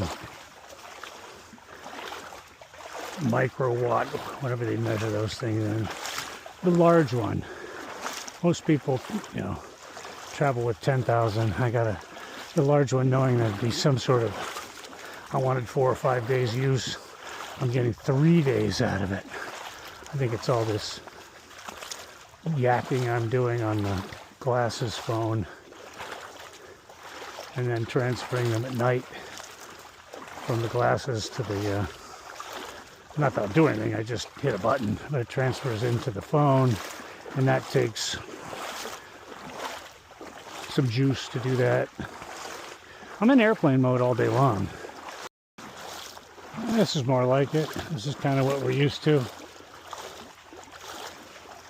Just Cypress to the left, Cypress to the right, big Cypress dome right there. So deep water over those high trees. Slip sliding through here.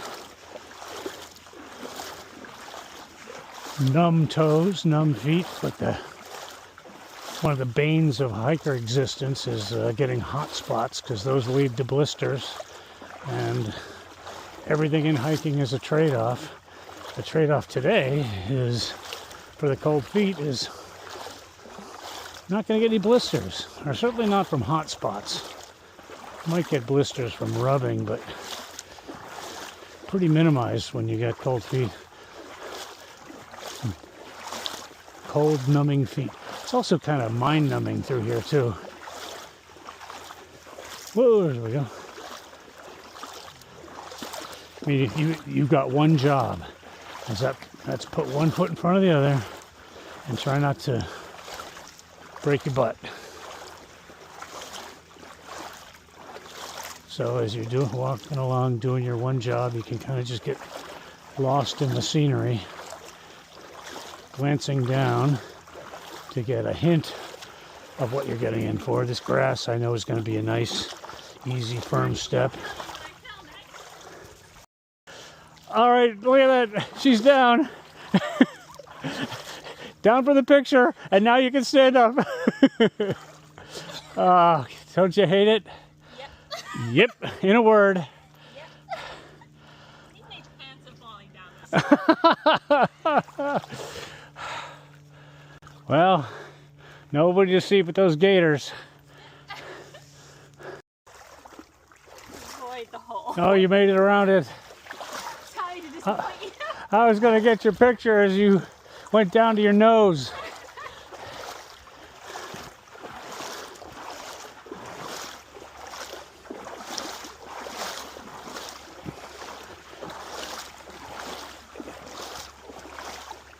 Trudging along.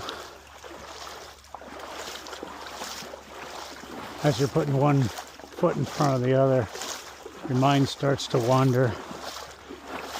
Started thinking 100 years from now there's going to be a boardwalk going through here. It'll be quaint, people looking over the edge. People used to walk on that.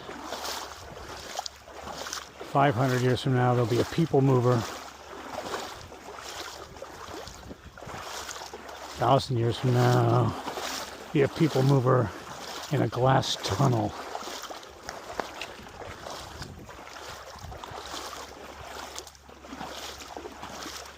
Thank God Island will have started its own church.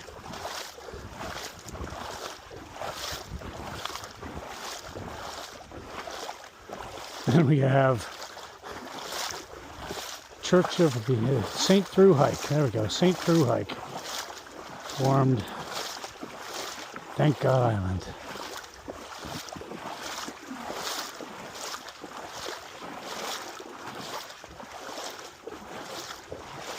Then we have Church of the Reformed, thank God Island,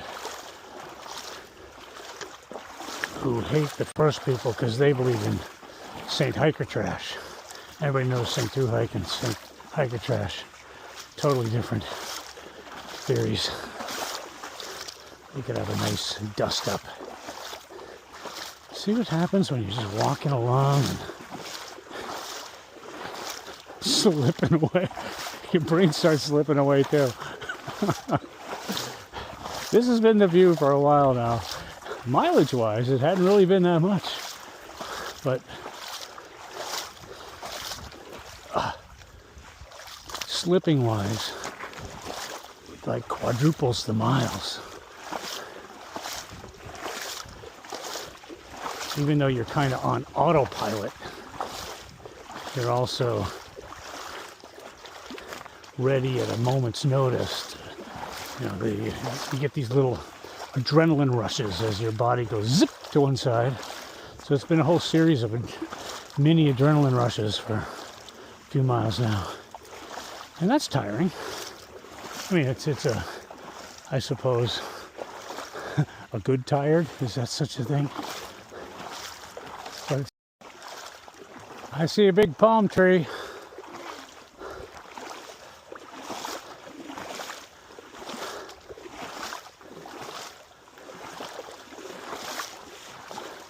That could be our rest stop.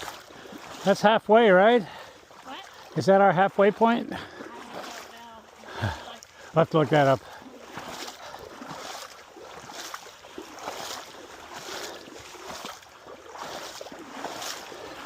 Thank God Island. We're halfway there. I'm not going to finish it. We're halfway there.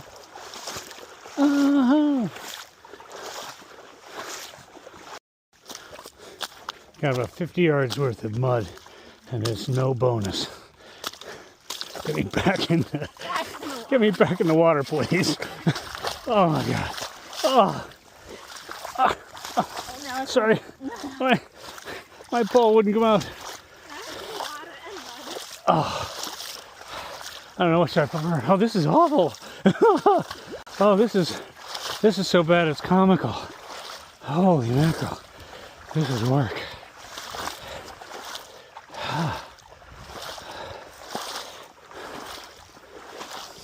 Step, step, slip. Yank the pole out of the ground. Oh, things seem to have calmed down a little bit. Whew. That's enough adrenaline dump for one stretch.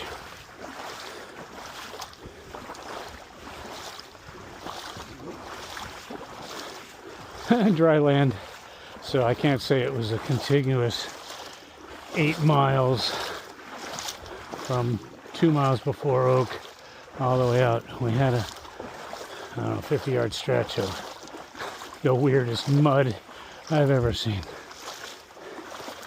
Start a diary right home about it, mud.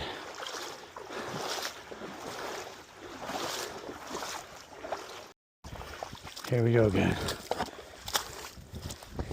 I want the water back.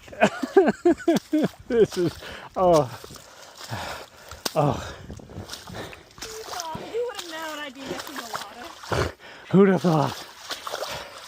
Oh, I want my pretty shoes back. There they go. Oh, yanking the poles out. The poles stick in 6-8 inches when I catch my balance. Oh, you're still silty but watery.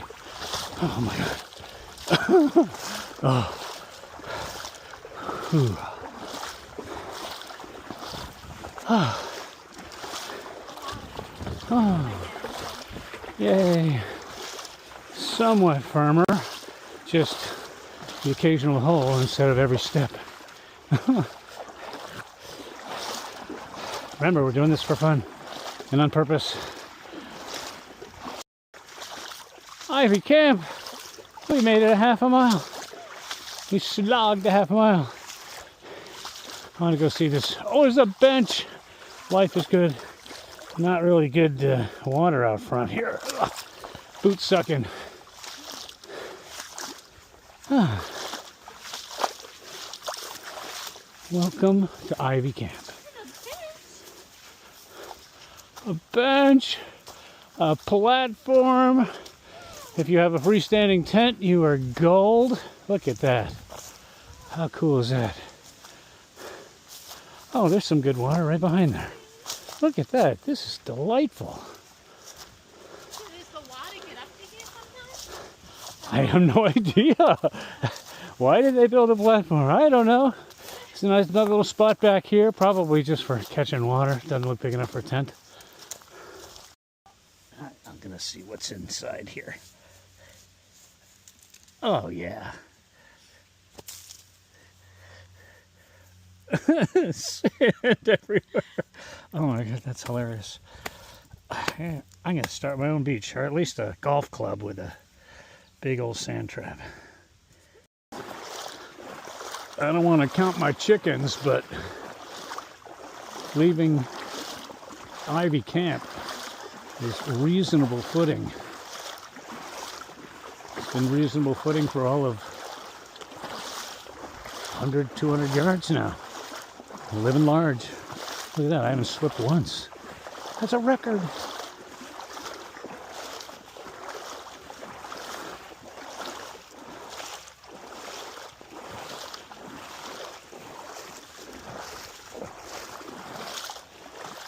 Kind of a familiar view.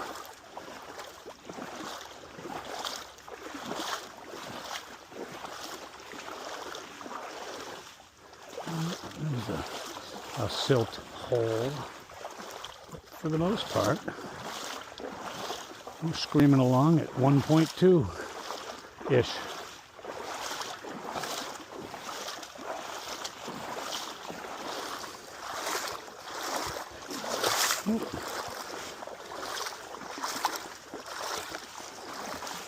You see the occasional step into a hole.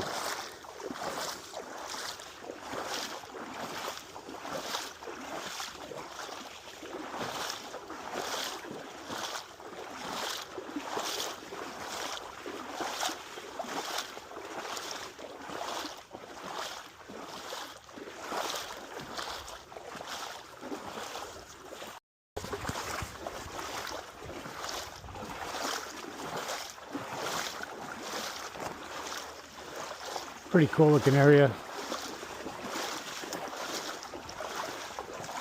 Nice fresh blazes are a hint that we're getting close to the road. What are we, 4 miles in maybe?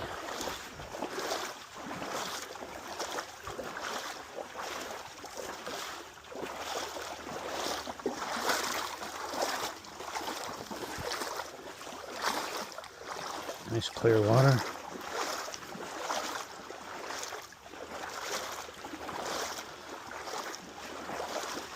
Reasonable footing for once.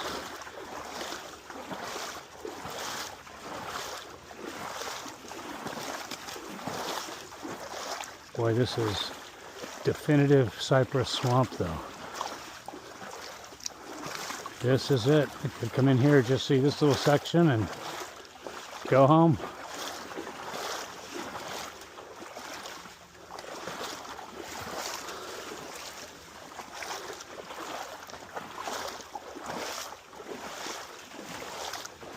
Absolutely gorgeous. It's magical through here.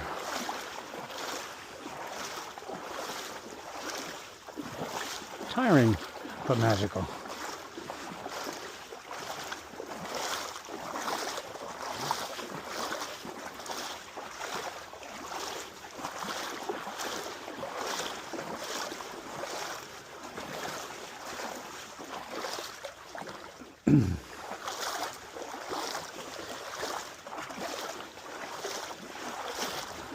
Shin deep, which, well, that's where my 15 inches-ish, the occasional drop down to the knee. Surprise, surprise.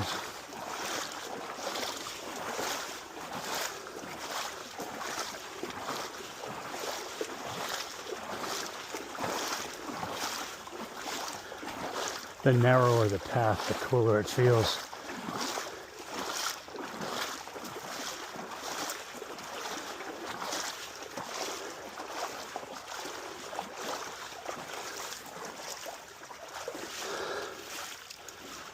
Gator trail through there. Unoccupied, thank goodness.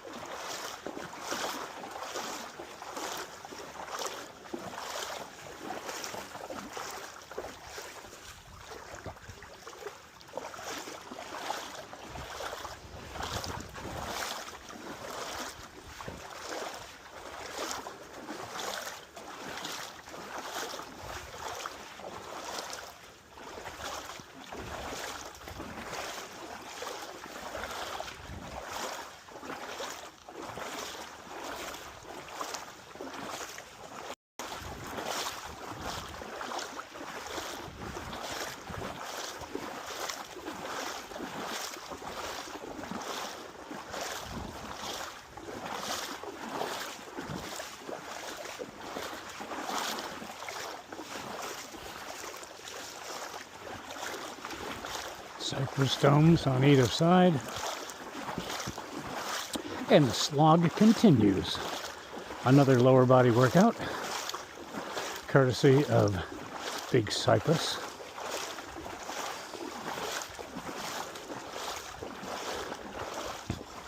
Oh look, a fork in the road.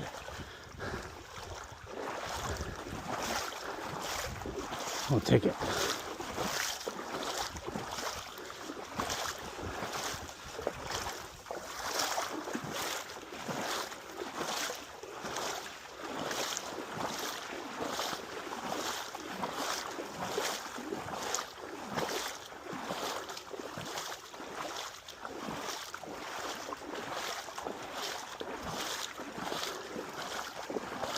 And so it goes.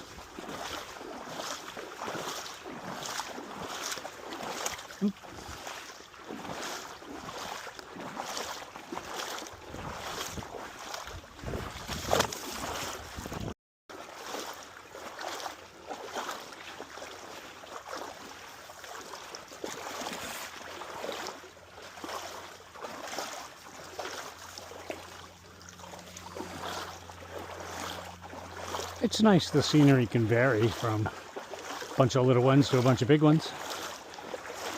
I think I like the big ones better.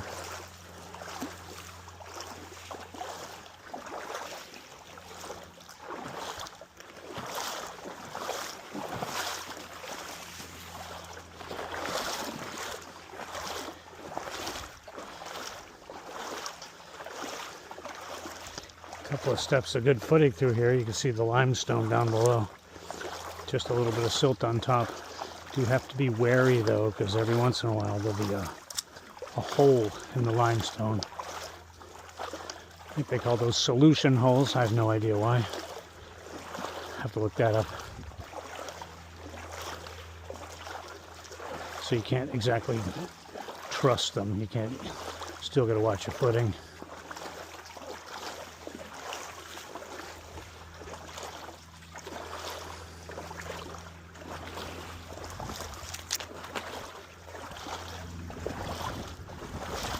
This seems like a lot of sloshing. Just imagine all the sloshing between videos. It's been non-stop sloshing since 1.7 or so before Oak Hill. So if you don't like sloshing, you might want to consider coming back in a couple of months when this is probably going to be dry. Bring a lot of water. Nothing to drink. You come out when it's dry. Maybe 3 or 4 months before the summer rains.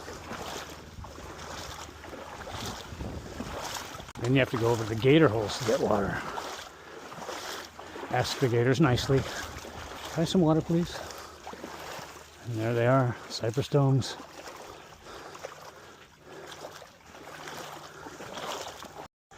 We are at 28.2, and we were excited to see that this is a thing called the savanna coming out of, but a lot less exciting.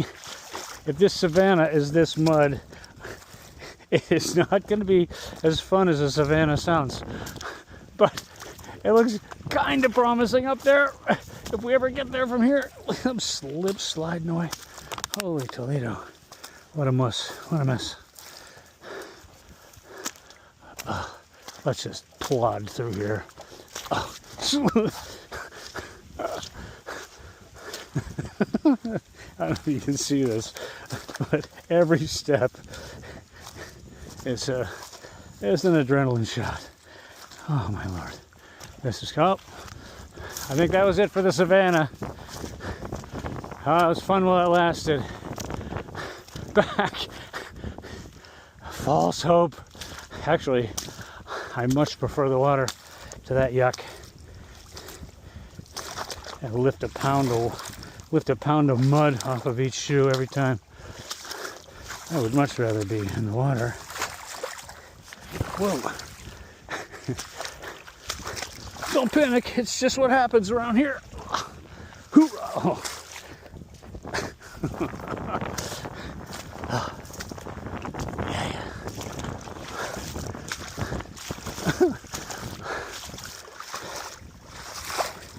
This is, ladies and gentlemen, what we call memorable.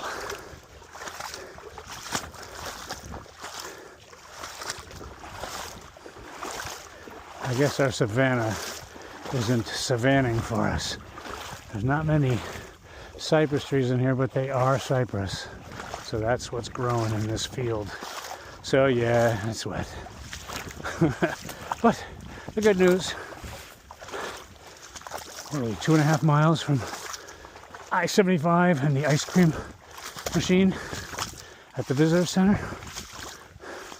Good to have goals.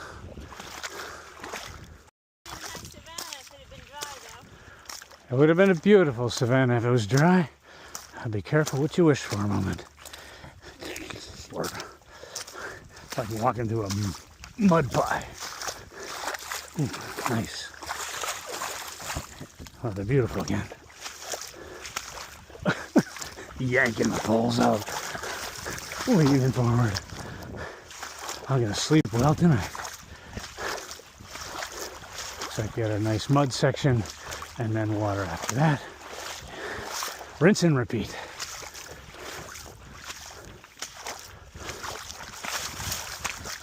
I don't want to memorialize this face plant. I think I'll just go slowly. Sucking the poles out of the mud.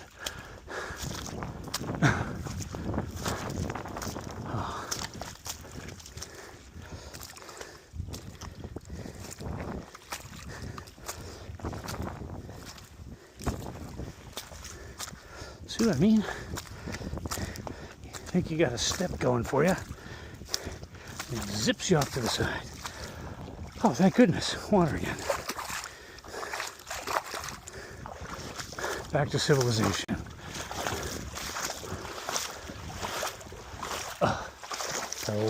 Poles get sucked in like... There's the vicious crossover step.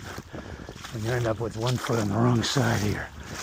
When you're walking, your left foot goes to the right side of you. Not good. Oh, here we go. Pretty again. Still slippery, but pretty.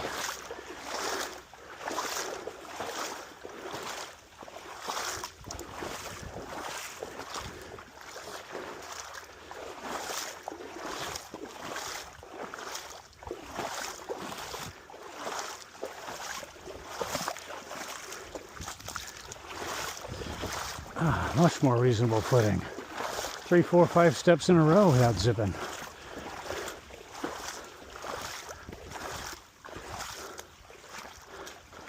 Well, there's a cool blaze for you. On his last legs. The paint's peeled off and hanging by a thread.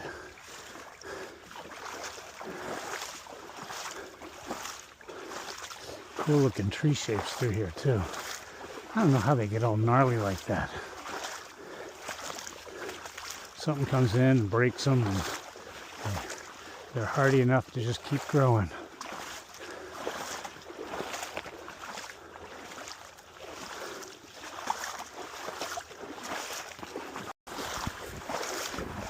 Ah, thank goodness we're back to the usual sloshing of 6 inches to 9 maybe. Occasional dip down. My feet are jam filled with mud and sand. I'm gonna have to do yet another rinse and repeat. Get the sand out of there. It builds up for a while and then it actually starts to hurt. It feels like you put on a shoe that's just way too small for you. Cinderfella with my shoe that doesn't fit.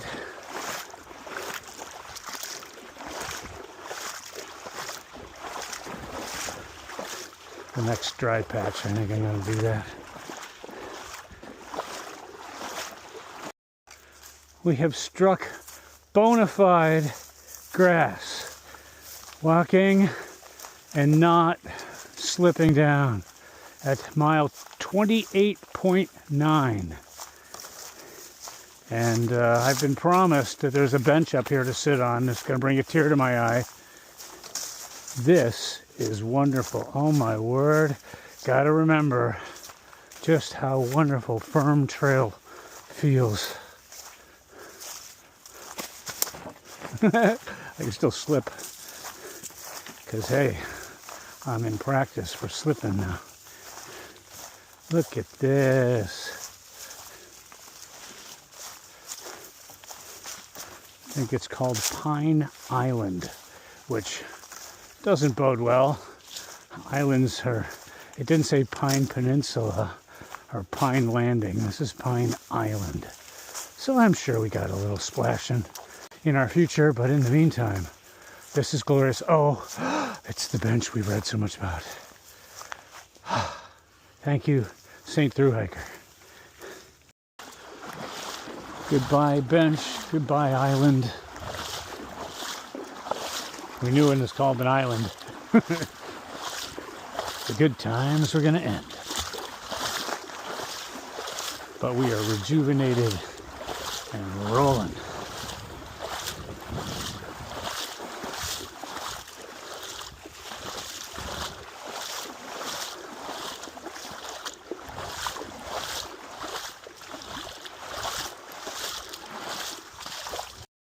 We have reached mile 29, the end of the swamp, as it were. We still have a 1 mile of road walking to do. Well, we're still in the swamp.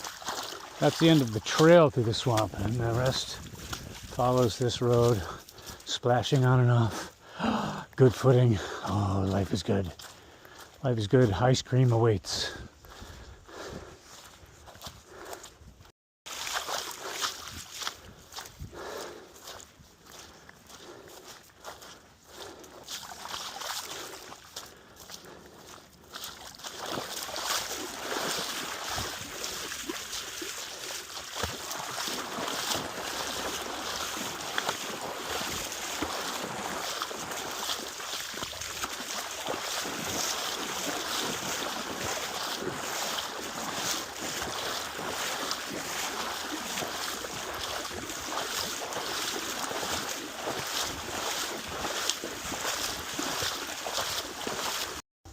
It's 3:30.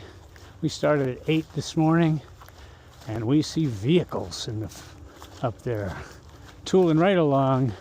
We've had good footing for all of 50 yards, in and out of splashing, but now we are high enough that it's just cruising and patting ourselves on the back. What a wonderful trip. Incredibly memorable. Pretty soon we'll forget the leg pain and just remember the pretty views. Heck, even this road coming up to I-75 is cool looking.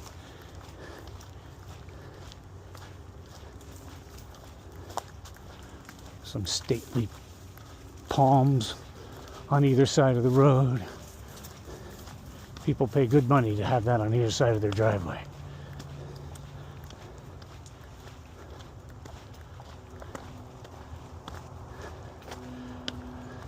Last view of the cypress trees.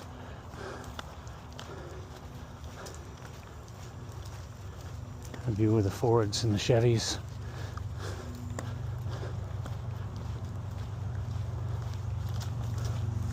It's the gate! Let me out! And it's locked. Hey, go back! Woohoo! There's the hiker box. What's a hiker box? Oh, I'm sorry. That's my mistake. The trail register.